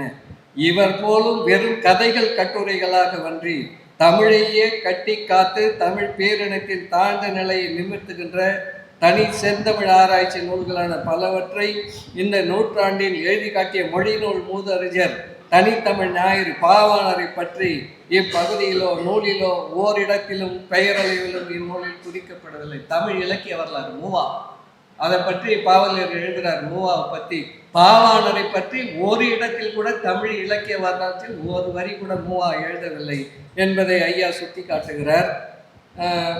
நூலில் ஓரிடத்திலும் நூலில் குறிக்கப்பெறவில்லை. நேற்று பிறந்த மொட்டை பெயல்கள் எல்லாம் இலக்கிய ஆசிரியர்களாக காட்டியிருக்கும் இவருக்கு 1959 தொடர்ந்து பல்லாண்டுகள் தென்மொழி இலவயமாக அனுப்ப பெற்றிருந்தும் அதன் செம்மாப்பான இலக்கிய வெளியீடுகளையும் மொழி தொண்டையும் இன போராட்ட எழுத்தாண்மையும் இவர் தெளிவாக அறிந்திருந்தும் அவற்றை பற்றி ஒரு சொல் தானும் இவர் பரந்த உள்ளம் இசைந்து எழுதிடவில்லை. தமிழ் இலக்கிய வரலாற்றில் தென்மொழி ஏட்டை பற்றியோ பாவலர் ஐயா அவர்களை பற்றியோ ஒரு வரி கூட மூவா அவர்கள் எழுதவில்லை என்பதை ஐயா அவர்கள் மிகவும் மனநொந்து எழுதியிருக்கிறார். இந்த நூலில் பக்கம் 42ஆம் பக்கம். இப்படி அதாவது மூவா ஒரு பெரிய அறிஞர்னு பேர் எடுத்தார் ஒழிய ஒரு முறை ஆணைமுத்து ஐயா சொன்னார், பெரியார் பிறந்த நாள் விழாவுக்காக அழைக்கிறதுக்கு சென்னைக்கு வந்திருக்காரு. அப்போ பச்சை கல்லூரியில் அவர் பேராசிரியர். மதியம் ஒரு இடைவேளை நேரத்தில் அவர் பார்த்து பேசியிருக்காரு. பெரியார்கிட்ட கேட்டுன்னு தான் வந்திருக்கார் கூப்பிட்டமான. பெரியார் உயிரோடு இருந்த காலத்திலேயே. அப்போ மூவா சொல்லியிருக்கிறார், நான் இதிலெல்லாம் கலந்துக்கிற வழக்கம் இல்லை, பெரியார் கூட்டங்களெல்லாம் நான் பேசுறது இல்லை அப்படின்னு மூவா சொல்லியிருக்கிறார். அப்போ நாம் என்னமோ மூவா பெரிய பார்ப்பனர் அல்லாத தலைவர்னு நினச்சின்னுக்கிறோம். ஆனால் அவங்க எழுத்து நடை இதையெல்லாம் நமக்கு அவங்க யாருக்கு அடிமையாக இருக்கிறார்கள் என்பதையெல்லாம் தெரிகிறது. அப்புறம் உவேசாவை பற்றி கூட ஐயா எழுதியிருக்கிறார், பக்கம் 45. இவர் உவேசாவை பற்றி இவர் நல்ல தமிழ் பணி செஞ்சார், எடுத்து எழுதினாரு, கிடைக்காத ஓலைச்சுவடையெல்லாம் பண்ணாருன்றது உண்மை. ஆனால் அதே நேரத்தில் தனக்கு அந்த பார்ப்பனியத்தை சமஸ்கிருதத்தை திணிப்பதிலே அவர் குறியாக இருந்தார் என்பதையெல்லாம் ஐயா அவர்கள் சொல்லியிருக்கிறார். இவர் நூல்களில் இவர் உவேசாவை பற்றி சொல்றார், இவர் நூல்களில் எங்கும் தமிழ் பாஷை எழுதுவாரே தவிர தமிழ் மொழி எழுதவே மாட்டார். பாஷை என்ற சொல்லை உவேசா தொடர்ந்து எழுதுவார். நூல்களை புஸ்தகங்கள் என்று எழுதுவதே இவர் வழக்கம். தமிழில் வட சொற்களை விழிப்பாகவும் அவற்றை உயர்த்த வேண்டும் என்ற நோக்கத்துடனும் அவை இன்றி தமிழே இயங்காது என்பதை உண்மை போல மற்றவர்களுக்கு புலப்படுத்த வேண்டும் என்ற கருத்துடனும் இவர் எழுதும் உரைநடைகள் எல்லாம் அளவிறந்து கலந்து எழுதியது இவரின் வடமொழி உயர்வு மயக்கத்தை தெளிவாக காட்டும். ஒரு கால் ஓர் அன்பர் இவரிடத்து வணக்கம் என்று சொல்லி வணங்கியும் அதனை ஏற்றுக்கொள்ளாது நமஸ்காரம் என கூற சொல்லி அதனை ஏற்று நிறைவடைந்த நிகழ்ச்சியை அறிந்தால் உவேசா அவர்களின் வடமொழி உயர்த்தமும் ஆரியன மேம்பாட்டு நினைவும் அவரை விட்டு அகலவே இல்லை என்பதை தெரிந்து கொள்ளலாம். வணக்கம்னு அவர்கிட்ட யாரும் சொல்லக்கூடாது, நமஸ்காரம் சொல்லு. அது என்ன வணக்கம் அப்படின்றது தான் உவேசா. பல இடங்கள்ல அவருடைய நூல்களில் அந்த ஆரிய இதுவெல்லாம் இடைச்சர்கள்லாம் நிறைய செய்திருக்கிறார். அதையெல்லாம் கூட உவேசா பதிப்பில் சொல், அதாவது இன்னும் கூட புறநானூற்றில் ஆண் முளையறுத்த என்று தொடங்கும் 34ஆம் பாட்டில் உள்ள அடிகளில் உள்ள ஒரு சொல் யாழ்ப்பாணத்து பழைய வெளியீடு ஒன்றில் அறவோர் என்று வந்துள்ளது. அறவோர் என்று உரையாசிரியர் சிலர் குறித்துள்ளனர். உவேசா பதிப்பில் அச்சொல் பார்ப்பார் என்று குறிக்கப்பட்டுள்ளது. பாட வேறுபாடாக கூட அச்சொல் இவர் வெளியீட்டில் எழுதப்படவில்லை.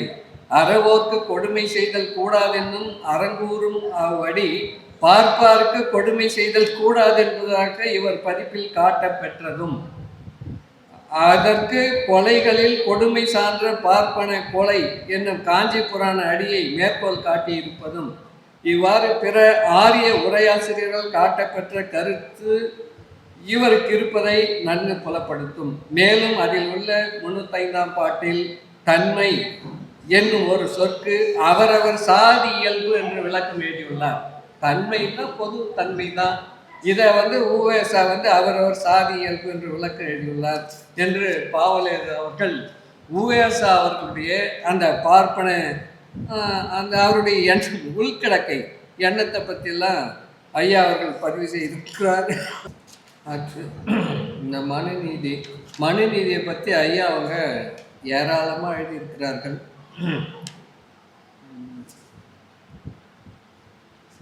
68லேருந்து 71 வரைக்கும்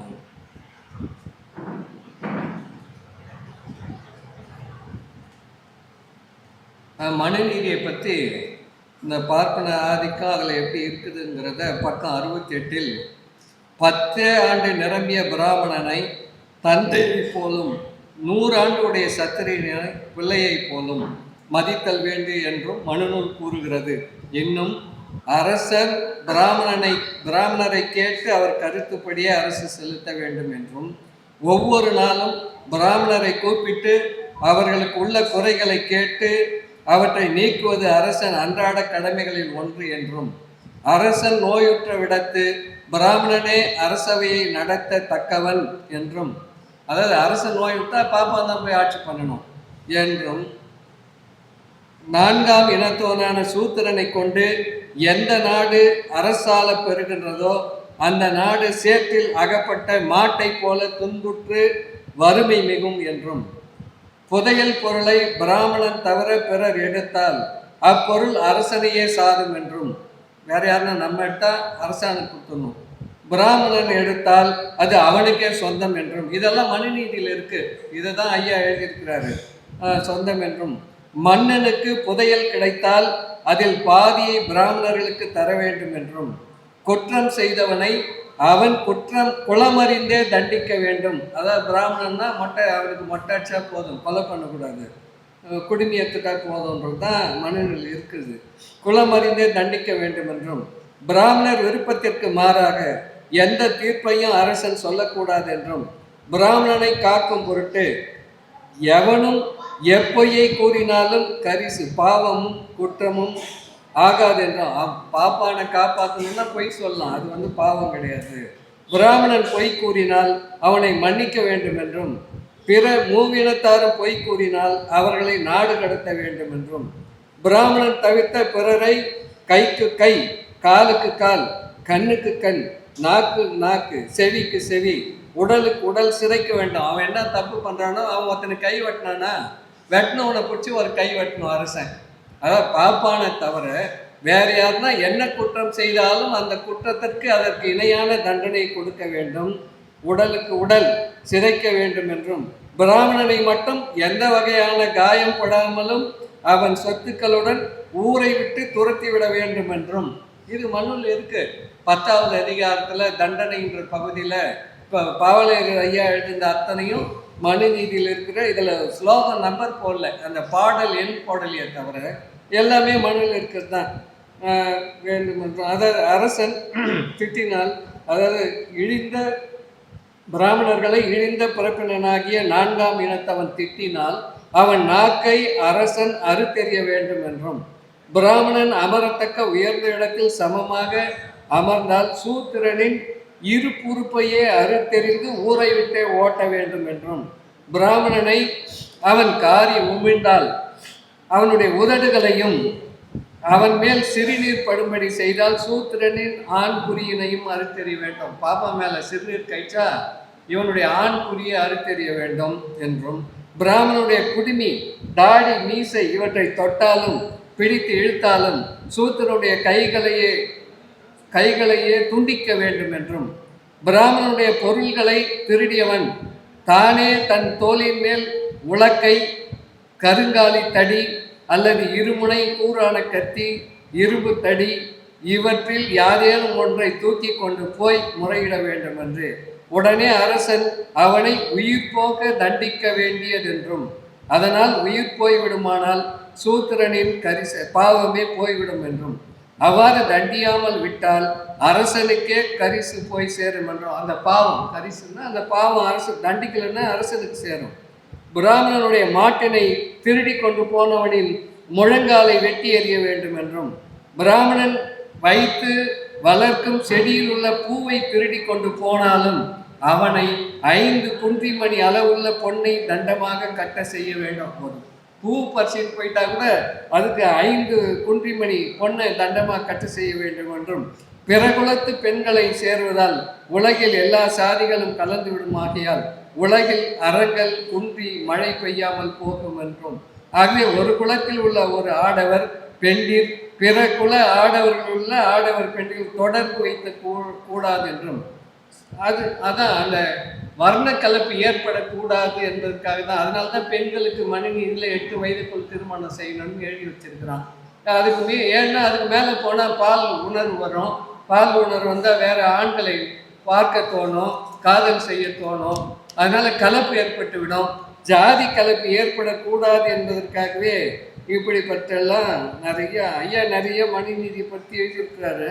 ஒரு 4 பக்கம் இருக்குது, 68ஆம் பக்கத்துலேருந்து 71 வரைக்கும். இதெல்லாம் எல்லாத்தையும் படிச்சோன்னா நேரம் ஆகிடும். அதுவே முதன்மையான சிலது மட்டும் சொல்லிட்டேன். பெரியார் போராட்டம் பக்கம் 72. அந்த பார்ப்பனர்களை பற்றி எழுதி வர்ற ஐயா அவர்கள், அண்மை காலம் வரை அவர்களின் ஆகாத போக்கிற்கு போராடிய குமுகாய தொண்டர் பலர் ராவணன் காலம் முதலாக இக்கால் பெருமளவில் குமுகாய போராட்டம் நடத்தி வரும் பெரியார் ஈவே ராமசாமி அவர்கள் காலம் வரை இவர்களின் வல்லாண்மை ஓங்கியே வந்திருக்கிறது. தன்மான இயக்கமும் பகுத்தறிவு கொள்கையும் வலிமிகுந்த இவ்விடை காலத்தில் மக்கள் ஒருவாறு பார்ப்பனரின் கொடுமைக்கும் சூழ்ச்சிக்கும் ஆட்படாமல் விழிப்புற்றனர். எனினும் இக்கால் அச்சூழ்ச்சியும் கரவும் மேலோங்கி வருவதை பார்த்தால் நம் போன்றவர்கள் வேறெதிலும் நாட்டம் செலுத்த இயலாமல் போகிறது. இற்றை மீண்டும் இப்பார்ப்பனியம் தலையெடுக்க தூண்டுகோலாய் இருப்பவர்களுள் திரு ராசாசியும் அவர் தம் குல காவலரான காமகோடி பீடாதிபதி சகத்குரு சங்கராச்சாரிய அவர்களும் அவரை சார்ந்தவர்களும் பிற தமிழ் அடிமைகளுமே ஆவார். அவர்களுக்குள்ள நோக்கமெல்லாம் அரசியல் பற்றியதன் மற்றும் அன்று, பொருளியல் பற்றியதும் அன்று. அவர்களுக்கு இருக்கும் ஒரே கவலை தம் இனம் துன்புறக்கூடாது, தம் இனத்திற்கும் தேவத்தன்மை குறைபட்டு விடக்கூடாது என்பதுதான். இக்கொள்கை முறியடிக்கப்படும் பொழுது அதன் எதிர்ப்புறத்தில் இருப்பவர் காந்தியானாலும் சரி, வேறு எவரானாலும் சரி, அவர்களை அழிப்பதே அவர்களின் முழு நோக்கமாகும். இதில் தப்பிச்சவரு பெரியார் தான். வள்ளலாரையும் போட்டாங்க, காந்தியும் போட்டாங்க, எல்லாரையும் அம்பேத்கரை கூட போட்டாங்கன்னு தான் விடுதலையில் பெரியார் எழுதியிருக்காரு. இரவு 11 மணிக்கு சாப்பிட்டு போய் பட்டவர் அவர் மதமாற்ற அறிவித்தார். இந்து மதத்திலேருந்து பௌத்தத்துக்கு 56 அந்த அக்டோபர் மாதத்தில் அந்த ஆயுத பூஜைக்கு அடுத்த நாள் விஜயதசமி அன்னைக்கு மதமாற்றம் அறிவித்து ஒரு 5 லட்சம் பேரை மதமாற்றம் செய்தார். அதுக்கப்புறம் 15 நாளில் அவர் இரவு 11 மணிக்கு போய் படுக்கிறார். காலையில் கண் விழிக்கவே இல்லை. அவருடைய மகன் நாடாளுமன்றம் முன்னாடியே மறியல் செய்தார். பெரியார் விடுதலையில் எழுதினார். அப்போ அம்பேத்கருடைய இறப்பு ஒரு சந்தேக மரணமாக தான் இன்று வரை இருக்கிறது. ஆக இதில் பெரியாருக்கு ஒரு பெரிய பட்டாளம் இருந்தது. தொடக்க காலம் அவர் பெரிய பணக்காராக இருந்ததுனால தொடக்க காலம் முதல் அவர் பின்னாடி ஒரு கூட்டம் எப்பவுமே அவரை சுற்றி இருந்ததுனால பெரியாரை பார்ப்பனர்களால் எதுவும் செய்ய முடியாமல் போய்விட்டது. வள்ளலாரை சொல்லிட்டாங்க ஜோதிமயம் ஆகிட்டாருன்ட்டு. அதிலும் சந்தேகம் இருக்கிறது. நான் அதை பேசினா உடனே வள்ளலார் கோச்சிக்கிறாங்க. சந்தேக மரணம் இருக்கிறது. அதனால அது போல் பார்ப்பாருக்கு தீட்சிதற்கு எதிராக தான் அவர் அங்கே தொடங்குறாரு. அங்கே போகிற பக்தர்கள் எல்லாம் நான் வடலூருக்கு வர வைக்கிறேன் பாரு அப்படின்னு தான் தொடங்குறாரு. ஆகவே இப்படி இதில் தப்பித்தவர் பெரியார் தான். அதனால் பாவலர் ஐயா சொல்கிறாரு, பெரியார் காலத்தில் ஓரளவுக்கு பகுத்தறிவு வந்தது, பார்ப்பனர்கள் விழிப்புட்டு நம் மக்கள் இருந்திருக்கிறார்கள். ஆனாலும் இப்போ போக போக அதனுடைய இது குறைந்து கொண்டே வருவதை பார்த்தால் நம் போன்றவர்கள் வேறு எதிலும் நாட்டம் செலுத்தவியலாமல் இதையும் ஒழிப்பது தான் நமக்கு முதல் வேலைன்னு தென்மொழி சுவடி 4 ஓலை 8 1966 எழுதியிருக்கிறார் பாவலரர் அவர்கள். அப்புறம் ஆரிய குறும்பு, இப்போ குலக்கல்வி திட்டம், அதை பற்றியும் அந்த ராஜாஜி முதலமைச்சராக இருந்தபோது 1952 வரார், முதலமைச்சராகிறார். உண்மையிலே காங்கிரஸுக்கு பெரும்பான்மை கிடையாது. 375 இடங்கள்ல 175 இடம் தான் காங்கிரஸ் பெற்று இருந்தது. எதிர்கட்சிகள் தான் மிகுதியாக இருந்தது. ஆனால் நேரு என்ன செய்கிறாருன்னா, சட்டமன்றத்திலையும் உறுப்பினராக இல்லை, மேலவையிலும் உறுப்பினராக இல்லாத ராஜாஜியை முதல்வராக அறிவிக்கிறார். அப்போது பிரகாஷா என்கிற உத்தரப்பிரதேசக்காரர் ஆளுநராக அமர்த்தி அவர் இவரை நியமனம் செய்கிறார். அதாவது மேலவை உறுப்பினரை அவரே முன்வைத்து முதலமைச்சராக அவரே பதவி பிரமாணம். எந்த அவையிலும் நியாயமாக பார்த்தா 14 சட்டமன்ற உறுப்பினர்கள் வாக்களித்தாதான் மேலவைக்கு உறுப்பினராக முடியும். ஆனால் அதை செய்யாமல் ஆளுநரே நியமனம் பண்ணி ராஜாஜிக்கு முதல்வர் பட்டம் கொடுத்து விடுகிறார். வந்த உடனே அவர் முதல் வேலை இந்த கிராமப்புற பள்ளிகளில் ஒருவேளை பாடத்திட்டம், அதை நேற்று சுந்தரவடி வேலை நினைவலைகள்ல 2ஆம் தொகுதியில் எழுதியிருக்கிறார். அப்பொழுது அவர் பள்ளி கல்வித்துறையில் இணை இயக்குனராக இருந்தார். இயக்குனரை ஒரு நாள் கூப்பிடுறாரு. தேவராசு என்பவர் இயக்குனர், பள்ளி கல்வி இயக்குனர். முதலமைச்சர் கூப்பிட்டு, இன்னைக்கு இரவு இந்த செய்தியை எல்லா நாளேடுக்கும் அனுப்பிடணும். தலைமைச் செயலருக்கு தெரியக்கூடாது, கல்வி அமைச்சருக்கு தெரியக்கூடாது, வேறு யாருக்குமே தெரியக்கூடாது. நாளை காலையில் செய்தித்தாளில் வரணும். என்ன, அரை நேரம் படிப்பு, ஒவ்வொரு மாணவனும் ஒரு அரை நேரம் பள்ளிக்கூடம் போகணும், மீதி அரை நேரம் தன்னுடைய தகப்பன் தொழிலை செய்யணும். அந்த ஆணையின் முதல் வரி நேற்று சுந்தரவடியில் கேட்குறாரு தேவராசு கிட்ட. அது 30 பக்கம் எழுதியிருக்காரு.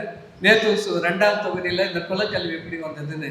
அதில் இவர் கேட்குறாரு, ஏங்க முதல் அப்பன் தொழிலை மகன் செய்ய வேண்டும் என்பது முதல் வரியே வரணுமா? இது தேவையா? வேணாம், நினைக்கணும். முதல்வர் கட்டாயமாக இந்த சொல்ல இடம் வரணும்னு சொல்லியிருக்காரு. அப்பன் தொழிலை மகன் செய்வதில் தவறில்லை, அன்றாடம் அரை நாள் தந்தையினுடைய தொழிலை செய்ய வேண்டும் அப்படின்னு ஆணை போட்டு செய்தியாளர்களுக்கெல்லாம் அனுப்பிச்சிட்டாங்க.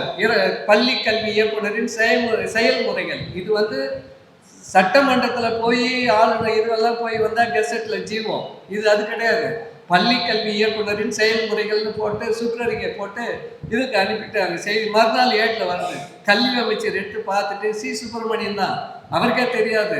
அவர் என்டிஎஸ்க்கு ஃபோன் பண்ணி கேட்குறாரு, எப்போ நீங்கள்லாம் கல்வி அமைச்சர் வேலைக்கு வந்துட்டீங்க? எங்களுக்கு தெரியாமல் இதெல்லாம் செய்தித்தாளில் வருது சார்.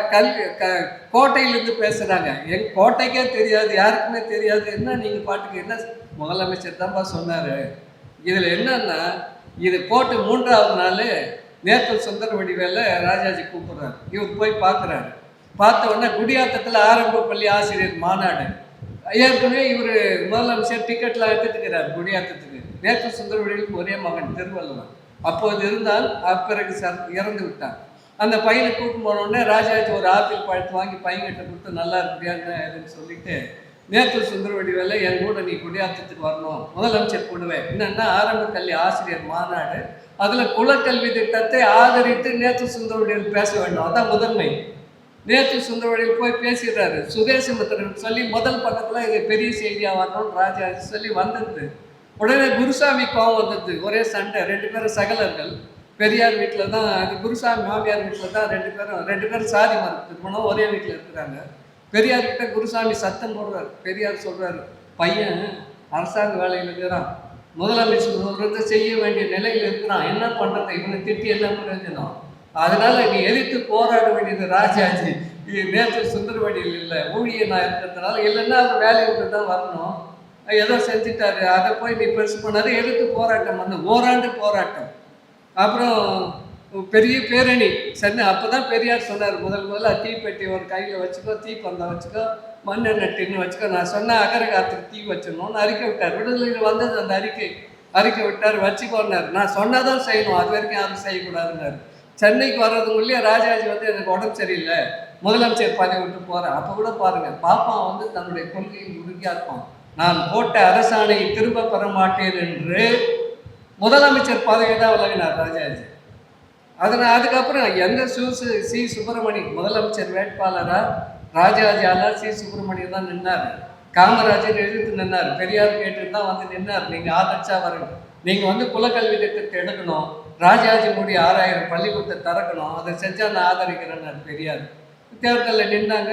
எந்த சி சுப்பிரமணியம் காமராஜருக்கு எதிராக முதலமைச்சராக போட்டிக்கிட்டாரோ அதே சி சுப்பிரமணியத்தை அழைத்து கல்வி மந்திரி ஆக்கினார் மீண்டும் காமராஜர். ஆக்கி அந்த குலக்கல்வி திட்டத்தை எடுக்கணும் அவன் கையால் எடுத்து வச்சாங்க. அதுதான் பெரிய சாதனை. பெரியாருடைய இயக்கத்துடைய சாதனை இருந்திருந்தால் பல பேர் உயர்கல்விக்கே போயிருக்க முடியாது. 6 நாள் படிப்புனா நாமெல்லாம் பாப்பார பையன் படிச்சுன்னா இருப்பான். மற்றவங்கெல்லாம் பானை செய்யணும், செருப்பு தைக்கிறோம், பிள்ளை செருப்பு தைக்கணும், வண்ணா பையன் துணி துவைக்கணும். இன்னும் சொல்ல போனால் அடையாற்றில் வண்ணாந்துறைன்னு ஒரு பேர் இந்த நிறுத்தம் இருக்குது, இன்றைக்கும் இருக்குது.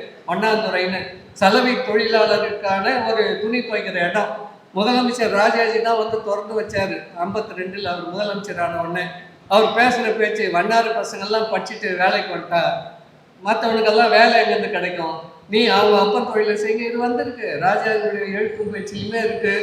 விடுதலை இல்லாத எடுத்து கொட்டையாக போட்டு குருசாமி அடிக்கடி அதை போட்டு ஞாபகப்படுத்திக்கிட்டே இருந்தார் குத்தூசி குருசாமி. இப்படி பார்ப்பனர்கள் தங்களுடைய உயர்வை பரிசுத்தினார் தான் சொல்கிறார். குலக்கல்வி திட்டத்தை கொண்டு வந்து இவர் வந்து ராஜாஜி தன்னுடைய குல ஆதிக்கத்தை கல்வித்துறையில் அவருடைய ஆதிக்கத்தை பாப்பார பசங்க தான் படிச்சுட்டு போகணும், மற்றவெல்லாம் படிக்கக்கூடாதுன்றதுக்காக தான், மேலே வரக்கூடாது. 38 இந்தியை திணித்ததும் அதற்காக தான். ஏன்னா அவனுங்கெல்லாம் சமஸ்கிருதம் பாப்பா வீட்டில் இந்தி எளிதாக படிச்சுடுவாங்க, நம்மெல்லாம் படிக்க முடியாது. அப்போது 38 நாம் படிக்கக்கூடாது என்பதற்காக இந்தியை கொண்டு வந்தார். 52 நாம் படிக்கக்கூடாது என்பதற்காக குலக்கல்வி திட்டத்தை கொண்டு வந்தார். இதையெல்லாம் ஐயா பாவலர் அவர்கள் ராஜாஜியை பற்றி ரொம்ப கடுமையாக, ராஜாஜி அவர்கள் 38 பதவியில் இருந்த பொழுது 2500 பள்ளிக்கூடங்களை மூடியதற்கும், மீண்டும் பதவிக்கு வந்து 1952 ஆண்டில் 6000 பள்ளிக்கூடங்களை மூடியதற்கும், சமஸ்கிருத மொழியை கற்பிக்கவே இந்தியை கட்டாயப்பாடமாக ஆக்கினேன் என்று கூறியதற்கும் இம்மனு நூலில் கூறப்பட்ட ஒழுகலார்களே காரணமாக இருந்தன. மனுநீதி அடிப்படையாக வச்சு ராஜாஜி சிந்தித்தனால்தான் இதுக்கெல்லாம் காரணம் என்று ஐயா எழுதியிருக்கிறார் என்று கூறாமல் இருக்க முடியுமா? மேலும் இவர் மூடிய அத்தனை பள்ளிகளும் சிற்றூர் புறங்களில் இருந்தவையே. கிராமப்புற பள்ளிகள் தான் மூடினார் 6000 இருந்தவை. அவற்றில் படித்து வந்தவர்கள் எல்லோரும் தமிழ் பிள்ளைகளே, அதாவது இவர் கருத்துப்படி சூத்திர பிள்ளைகளே. இவ்வளவு பள்ளிக்கூடங்களை மூடியதல்லாமல் மிகுதி இருந்த பள்ளிக்கூடங்களில் படித்து வந்த மாணவர்களுக்கும் அரை நேர படிப்பு போதும் என்றும், மிகுந்த அரை நேரத்தில் அப்பிள்ளைகள் அவனவன் அப்பன் தொழிலை கற்றுக்கொள்ள வேண்டும் என்றும் சட்டம் செய்தாரே, அதற்கும் இந்த மனு நூல் தானே காரணமாக இருக்க முடியும். பாவலர் ஐயா அவர்கள் பக்கம் 73 இந்த நூலில். ஆக இந்த பார்ப்பனருடைய நயவஞ்சகத்தை, அவருடைய அந்த சாதி பற்றை, மற்றவர்கள் முன்னேறக்கூடாது என்பதையெல்லாம் ஐயா அவர்கள் மிக சிறப்பாக இந்த நூலிலே பதிவு செய்திருக்கிறார். மணி 7, இன்னொரு அரை மணி நேரம் பேசலாமா? போகணும். 7:30 முடிச்சிடலாமா? இன்னும் பாதி தான் வந்திருக்கேன். இப்போ தான் 300 பக்கம் இருக்குது, 74 பக்கம் தான் வந்திருக்கேன். சரி, பார்ப்பனர் உட்பகை வடவர், அது முன்னாடியே சொன்னேன், பக்கம் 85.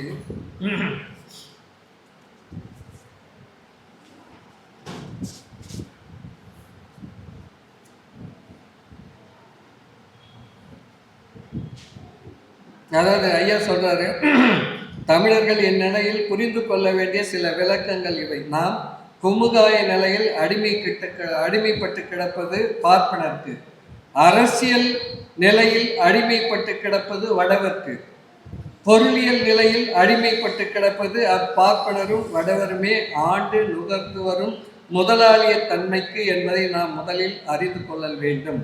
இதை இன்னும் கொஞ்சம் விளக்கமாக சொன்னால், நமக்கு முதல் பகை பார்ப்பனரே. பக்கம் 85. நாம் இன்னும் விளக்கமாக சொல்ல வேண்டும் என்றால், நமக்கு முதல் பகை பார்ப்பனரே. அதாவது பார்ப்பனர், இரண்டாவது பகை வடவர். பார்ப்பனரின் பகை உட்பகை, வடவரின் பகை புறப்பகை. பார்ப்பனரின் உட்பகையே நமக்கு இன்று நேற்று ஏற்பட்டதன்று. கடந்த 3000 ஆண்டுகளாக தமிழகத்தை சுற்றி சூழ்ந்து வருவது, பிணித்து வருவது வடவர் பகை. நமக்கு கடந்த 17 ஆண்டுகளாகவே ஏற்பட்டு வருவது அன்றைய வடநாட்டு பகை. அதாவது குடியரசான காலத்திலிருந்து 57 எழுதுறாரு, 17 ஆண்டுகளாக நமக்கு ஏற்பட்டு வருவது வடநாட்டு பகை வேறு, இன்றைய வடநாட்டு பகை வேறு. அன்றைய பகை ஆரிய பகை இனப்பகை, இன்றைய பகை ஆட்சி பகை. ஆட்சியில் இருக்கிறாங்க. தமிழருக்கு நலம் பயவாத இந்த 2 பகைகளும் வெட்டி புதைக்கப்பட வேண்டியவே ஆகும். அவ்வாறு செய்யாவிடில் தமிழர் இனம் இன்றிருக்கிற நிலையிலிருந்து இன்னும் தாழும் என்பதும், தமிழ் மொழி இன்னும் சிதைக்கப்பட்டு ஒழியும் என்பதும் மறுக்க முடியாத உண்மைகளாகும். இந்த உண்மைகளை புரிந்து கொண்டால் நாம் இந்த இடர்பாடான நேரத்தில் செய்ய வேண்டுவது என்ன என்று திருக்குறளில் சொல்லப்பட்டிருக்கிறது. தன் துணை என்றால் பகை இரண்டால் தான் ஒருவன், இன் துணையால் கொல் கவற்றில் ஒன்று. அதாவது இதை மணியரசன், சீமான் போன்றவர்கள்லாம் புரிந்து கொள்ள வேண்டும். பார்ப்பனரை கட்சியில் சேர்க்கணும், அவங்களும் தமிழர்களே என்று சொல்லுபவர்களுக்கு இது மறுப்பாக தமிழர்களுக்கு எவ்வாறு பகையாக இருக்கிறார்கள் என்பதையெல்லாம் ஐயா அவர்கள் இதில் எழுதியிருக்கிறார்கள்.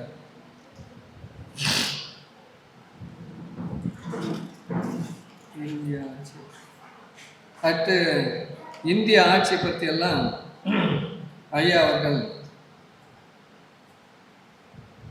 இந்த இந்திய ஆட்சி பற்றி நம்ம தெரிஞ்சுக்கணும். நம்மளை பொறுத்த வரைக்கும் காங்கிரஸ் ஆண்டாலும் பிஜேபி ஆண்டாலும் எவன் ஆண்டாலும் டெல்லி ஆட்சி நமக்கு தமிழனுக்கு எதிரான ஆட்சி தான். அதில் மாற்று கருத்தே கிடையாது. என்னன்னா இன்னைக்கு பிஜேபி ரொம்ப மோசமான நிலையில போகிறான். காங்கிரஸ் 50 ஆண்டா செஞ்ச அந்த கொடுமைகளை இவன் 5 ஆண்டுல செஞ்சுட்டான் விரைவுபடுத்தி. அதுதான் வேறுபாடே தவிர அவன் பிஜேபி காங்கிரஸ்காரன் எவனா இருந்தாலும். இப்போ கூட டெல்லியில் இந்தியா கூட்டணி கூட்டம் 19ஆம் தேதி நடந்தது. ஸ்டாலின் கூட போயிருக்காரு. அப்போ டிஆர் பாலு அந்த நிதிஷ்குமார் பேச்சை, இந்தி பேச்சை தமிழ் மொழியாக்கம் பண்ண சொல்லி சொன்னார். கடந்த 3 கூட்டங்களில் மொழிபெயர்ப்பு செய்யப்பட்டது ஆங்கிலத்தில். இந்த கூட்டத்தில் நிதிஷ்குமார் சொல்றாரு 19ஆம் தேதி, நீங்கள்லாம் இந்தி, ஸ்டாலினை பார்த்து சொல்றாரு, டிஆர் பாலு பார்த்து சொல்றாரு, நீ இந்தியாவின் தேசிய மொழி இந்தி, நீங்கள்லாம் இந்தியை கற்றுக்கொள்ளே ஆக வேண்டும், மொழிபெயர்ப்பெல்லாம் செய்ய முடியாது. எல்லா செய்தித்தாலையும் வந்தது, செய்யல மொழிபெயர்ப்பு ஆக இவனுங்க என்னைக்கு இருந்தாலும் வடநாட்டான் மாற மாட்டாங்கிறதுக்கு நிதிஷ்குமார் நல்ல உதாரணம். இன்னொன்று, அதே கூட்டத்தில் காங்கிரஸ் கட்சி வாக்குரிமை சீட்டு என்பதை காகித சீட்டாக இருக்க வேண்டும் என்று ஒரு தீர்மானம் கொண்டு வந்தார்கள். அதை பேப்பர் பேலட் வேணும், ஏன்னா எலக்ட்ரானிக் ஓட்டிங் மிஷின் இருந்தால் இவன் ஃப்ராடு பண்ணுறான், பிஜேபி வந்துடுறான், காங்கிரஸ் தான் முன்வைஞ்சாங்க. அந்த தீர்மானத்தை எதிர்த்து தோற்கடித்தவர் நிதிஷ்குமாரும் பீகாரினுடைய அந்த லல்லு கட்சியும் தான். லல்லு பையன் சொல்கிறான் இனிமேல் பேப்பர் பேலட்லாம் தேவையில்லை. நிதிஷ்குமார் சொல்கிறாரு அதெல்லாம் முடிந்து போன கதை, இனிமேல் பேப்பர் பேலட் தேவையில்லை. அப்புறம் இவனுக்கு என்ன இந்தியா கூட்டணி நமக்கு ஒன்றும் புரியல. ஒரு காங்கிரஸ் கட்சி முன்மொழிகிறது, அதை விவாதத்துக்கு கூட விடவில்லை. 19 கட்சியா 29 கட்சியா இருக்கிறாங்க, 29 கட்சி. அவர்கள வாக்கெடுப்பு நடத்தி பெரும்பான்மை அடிப்படையில் முடிவு செய்யணும். எதைத்தாலும் நிதிஷ்குமாரே சொல்றது இமையாரு ஒருங்கிணைப்பாளர்னு பேர் போட்டு வச்சிருக்கிறான். ஆகவே டெல்லியை பொறுத்த வரைக்கும் நமக்கு தமிழ் தேசிய இனம் டெல்லியிலிருந்து விடுதலை பெற்றால்தான். பாவலர் ஐயாவுடைய கருத்தும் ஆணைமுத்து ஐயாவுடைய கருத்தும் இதுதான், பெரியாருடைய கருத்தும் தான். பெரியார் இறக்கும் வரை தமிழ்நாடு தமிழருக்கே தான் பேசினாரு. இறக்கும் வரை கடைசி நாள் தியாகராயர் கூட்டத்தில் கூட கேட்டார், 2000 மைலுக்கு அப்பாலுங்கிற நீ யார் தான் எங்களை ஆட்சி பார்க்கறதுக்கு, நீ இல்லைன்னா என்ன எங்களுக்கு சோறு இல்லையா, சாறு இல்லையா, துணி இல்லையா, மணி இல்லையா, கடல் வளம் இல்லையா, நெல் விலையில் எங்களுக்கு என்ன இல்லை, எங்களுக்கு நீ எதற்காக எங்களை ஆள வேண்டும். 19/12/1973 பெரியார் இறப்பதற்கு முன்னால் இணை இழிவு ஒழிவு மாநாடு திடலில் நடந்தது. டிசம்பர் மாதம் 8, 9 2 நாள். அவர் பெரியார் 24 இறந்து போகிறார். 2 நாள் மாநாடு. ஒருத்தர் தீக்காக்கார் தான் ஒரு சீட்டு எழுதி கொடுக்குறார், தனி தமிழ்நாடு போராட்டத்தை எப்போ நீங்கள் ஆரம்பிக்க போகிறீங்க. துண்டு சீட்டு பெரியாருக்கு பேசும்போது பார்த்தார், அதை தனி தமிழ்நாடு போராட்டத்தை எப்போது ஆரம்பிக்கும். உடனே பெரியார் கேட்டார், 10,000 பேர் ரத்தத்தில் சாவதற்கு தயார் என்று கையெழுத்து போட்டு கொடுங்கள், நாளைக்கே தனி தமிழ்நாடு போராட்டத்தை அறிவிக்கிறேன்னு மாநாட்டில் அறிவித்தார் பெரியார். அந்த அளவுக்கு பெரியார் 95 வயசுல கூட அந்த தமிழ்நாடு பிரிவினை என்பதில் மிக உறுதியாக இருந்தார். பாவலர் ஐயா அவர்களும் இந்த இந்திய ஆட்சி பற்றி அதான் சொல்றார். இவ்வாறு இந்திய ஆட்சி என்பது வெளிப்படையாக குடியரசு எனப்பட்டாலும் உள்முகமாக பார்ப்பனராலும் வடவராலும் பிற இனங்களை ஆரியத்தால் ஆளப்படுகின்ற ஒரு ஆட்சியாகவே கருத வேண்டியுள்ளது.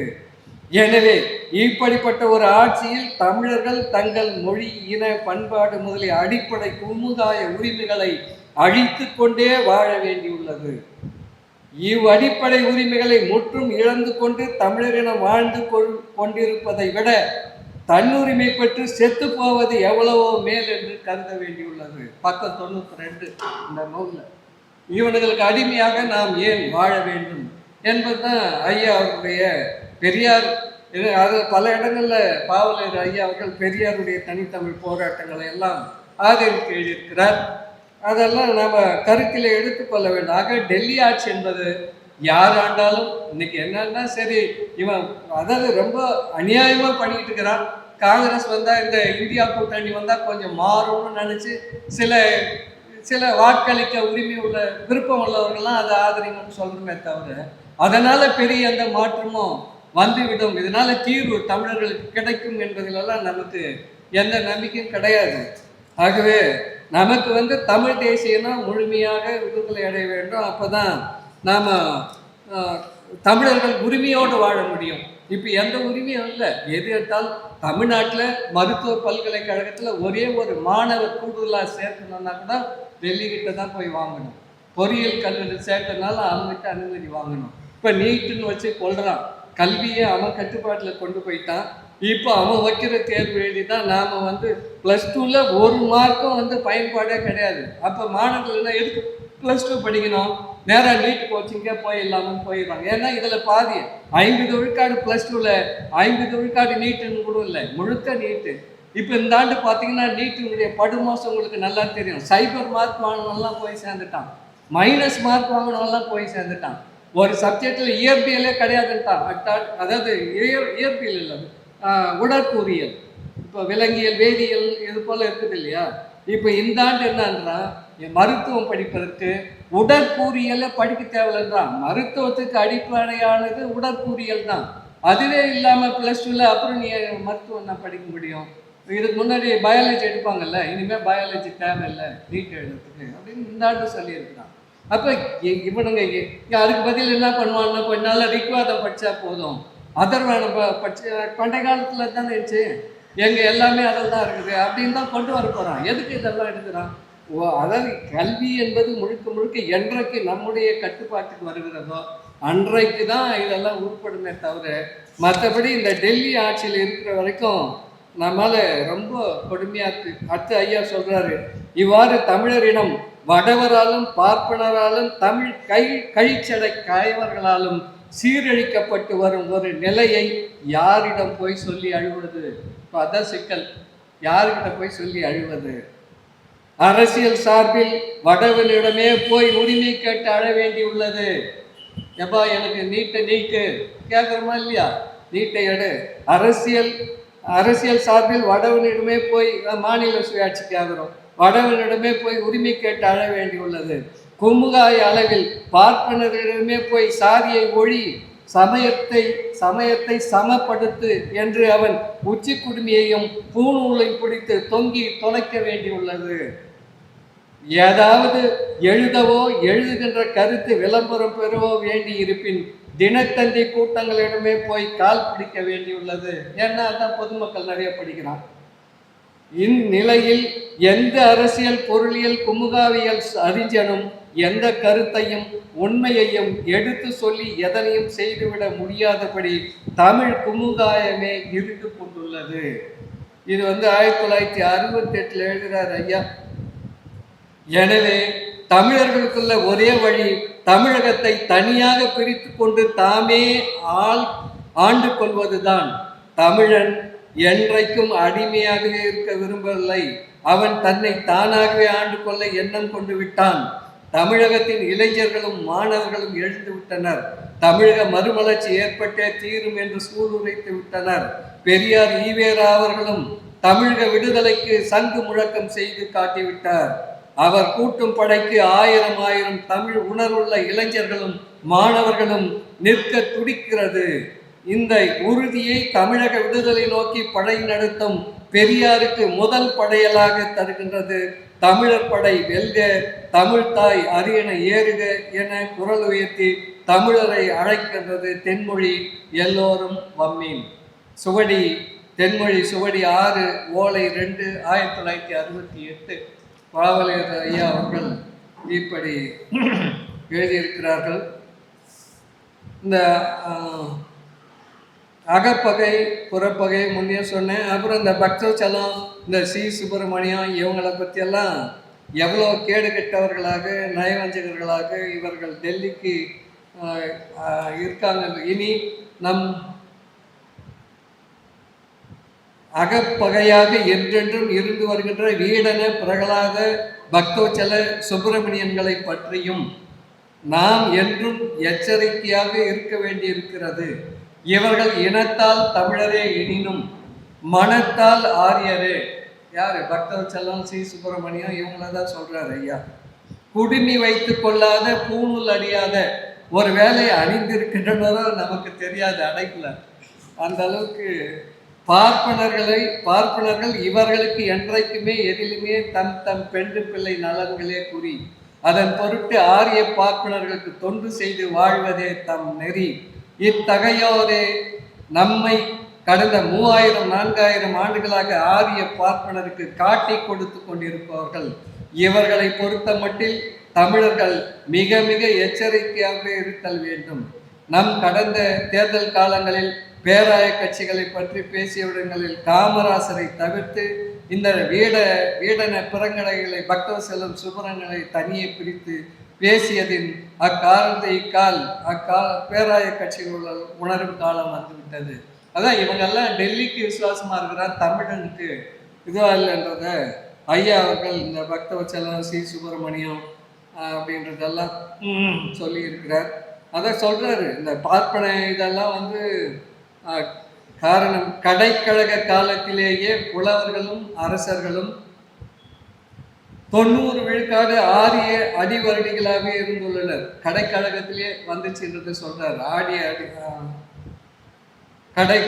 கடைக்கழக காலத்திலேயே புலவர்களும் அரசர்களும் 90 விழுக்காடு ஆரிய அடிவருடிகளாக இருந்துள்ளனர்.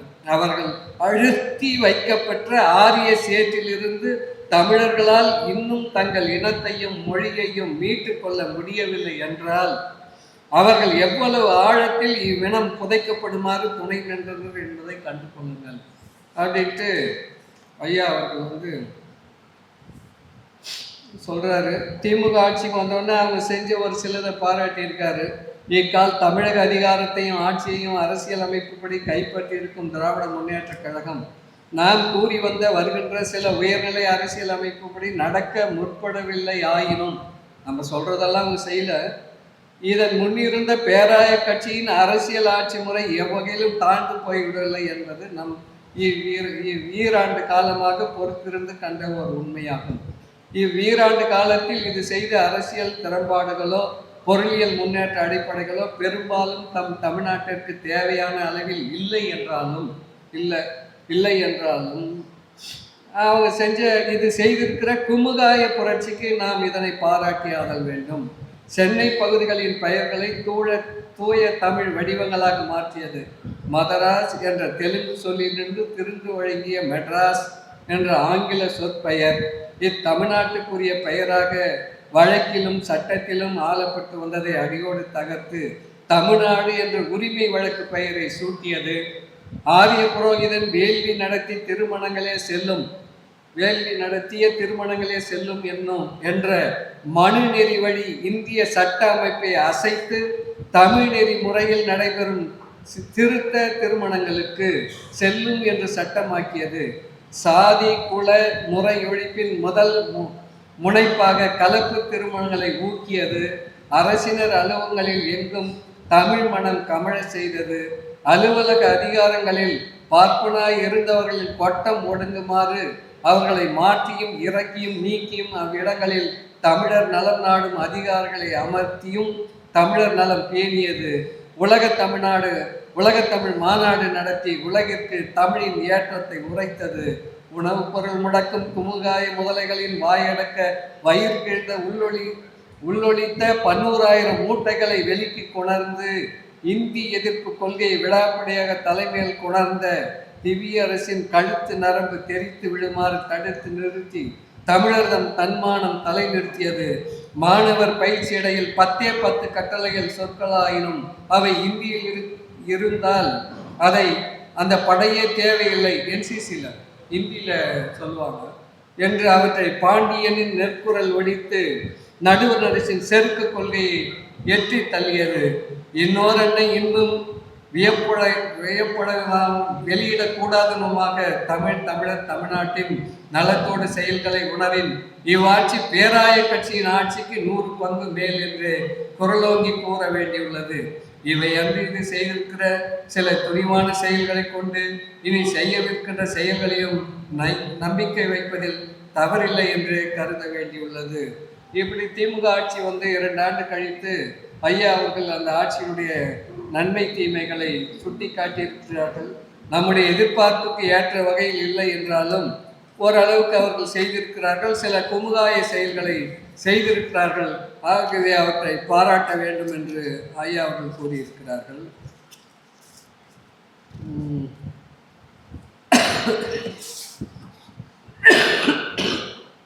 தமிழ்நாட்டில் சமஸ்கிருத மாநாடை நடத்தி ஒரு தீர்மானம் இயற்றினார்கள். அதை ஐயா அவர்கள் கண்டித்து அந்த தீர்மானத்தை அப்படியே இங்கே குறித்திருக்கிறார்கள். பக்கம் 160.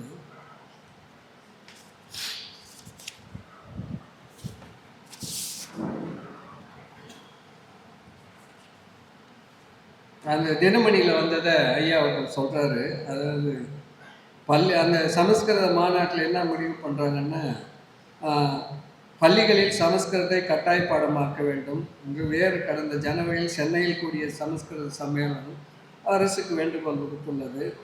அதை பற்றி கீழே தினமணியில் வந்தது. இந்தி பிரச்சார சபையை போல சமஸ்கிருத பிரச்சார சபை ஒன்று பல்கலைக்கழக அந்தஸ்தில் அமைந்தால்தான் தமிழ்நாட்டில் சமஸ்கிருதம் பரவ முடியும். அதற்கு மத்திய சர்க்கார் ஆவணம் செய்ய வேண்டும். சமஸ்கிருதம் படித்த மாணவர்கள் மற்ற மாணவர்களை கெட்டிக்காரர்களாகவும் படிப்பில் சிறந்தவர்களாக விளங்குவது நிரூபிக்கப்பட்டுள்ளது.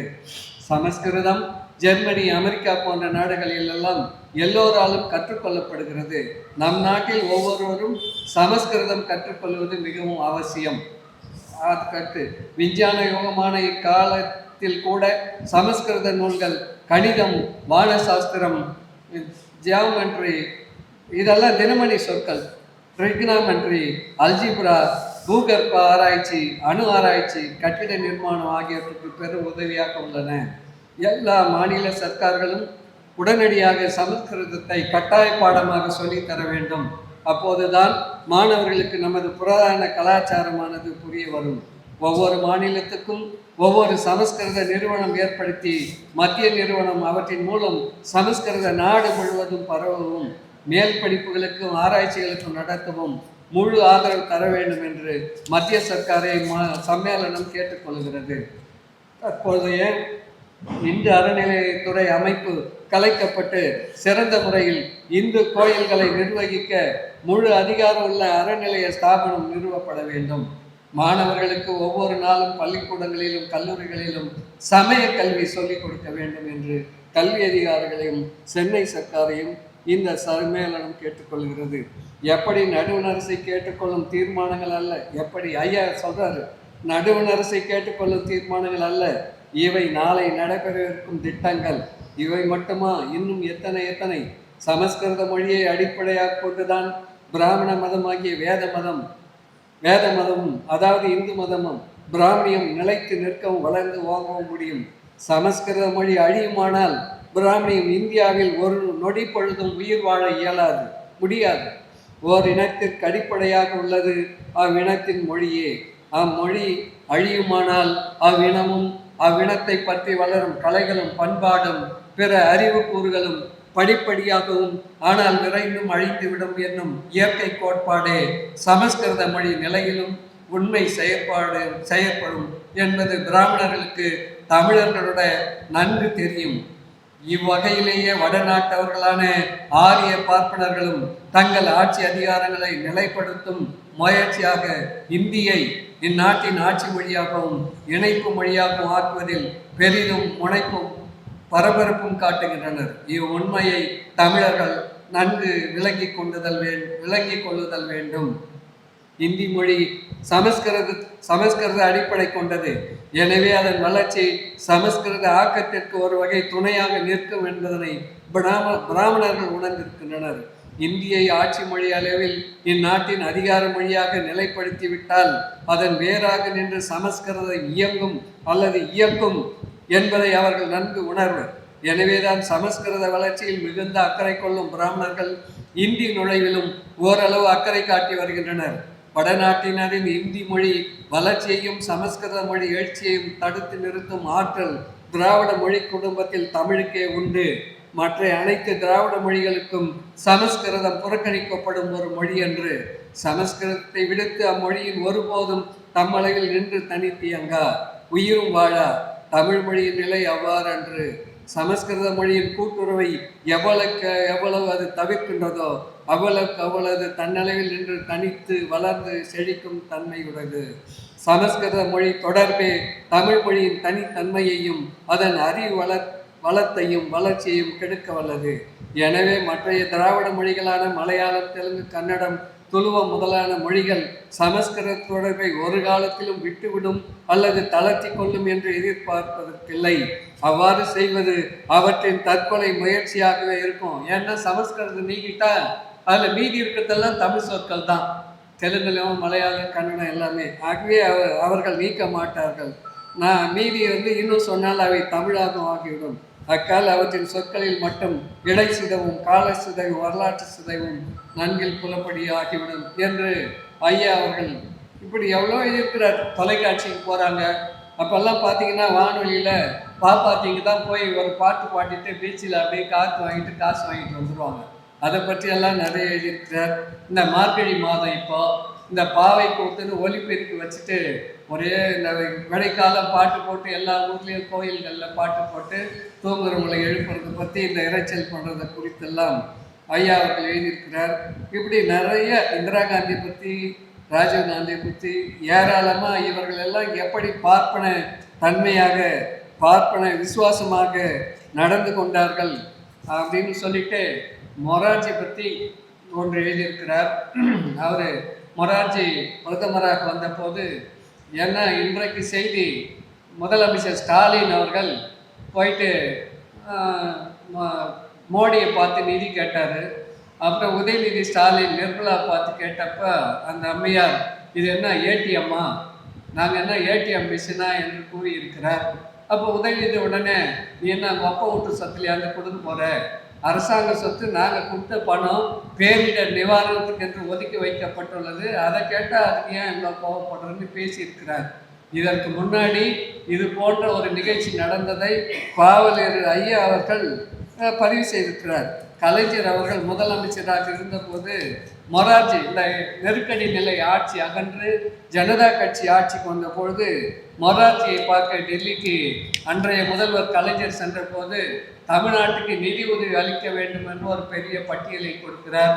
அப்போது மொரார்ஜி கேட்ட கேள்வி, நாங்கள் என்ன பணங்காய்ப்பு மரமா? உடனே கலைஞர் 2 நிமிடம் பொறுத்திருந்து இதில் பதிவு இருக்கிறது, இந்த நூலில் ஐயா பதிவு செய்திருக்கிறார். அப்படி ஒரு மரம் இருந்தால் நாங்களே உங்களிடம் வந்து கேட்க போகிறோம், அந்த மரத்தை நாங்களே வளர்த்து கொள்ள மாட்டோமா என்று கேட்டவுடன் மொரார்ஜி அடங்கிவிட்டார். அதே போல் மொரார்ஜியை பற்றி இன்னொன்று சொல்லணும். ஆணைமுத்து ஐயா அவர்கள் மண்டல் கமிஷனுக்காக 79 மொரார்ஜியை பார்க்க போனார். அவர் கூட சாலை இளந்திரியன், சேலம் சித்தையன் உட்பட 25 பேர் தூதுக்குழுவினர் இருந்தார்கள்.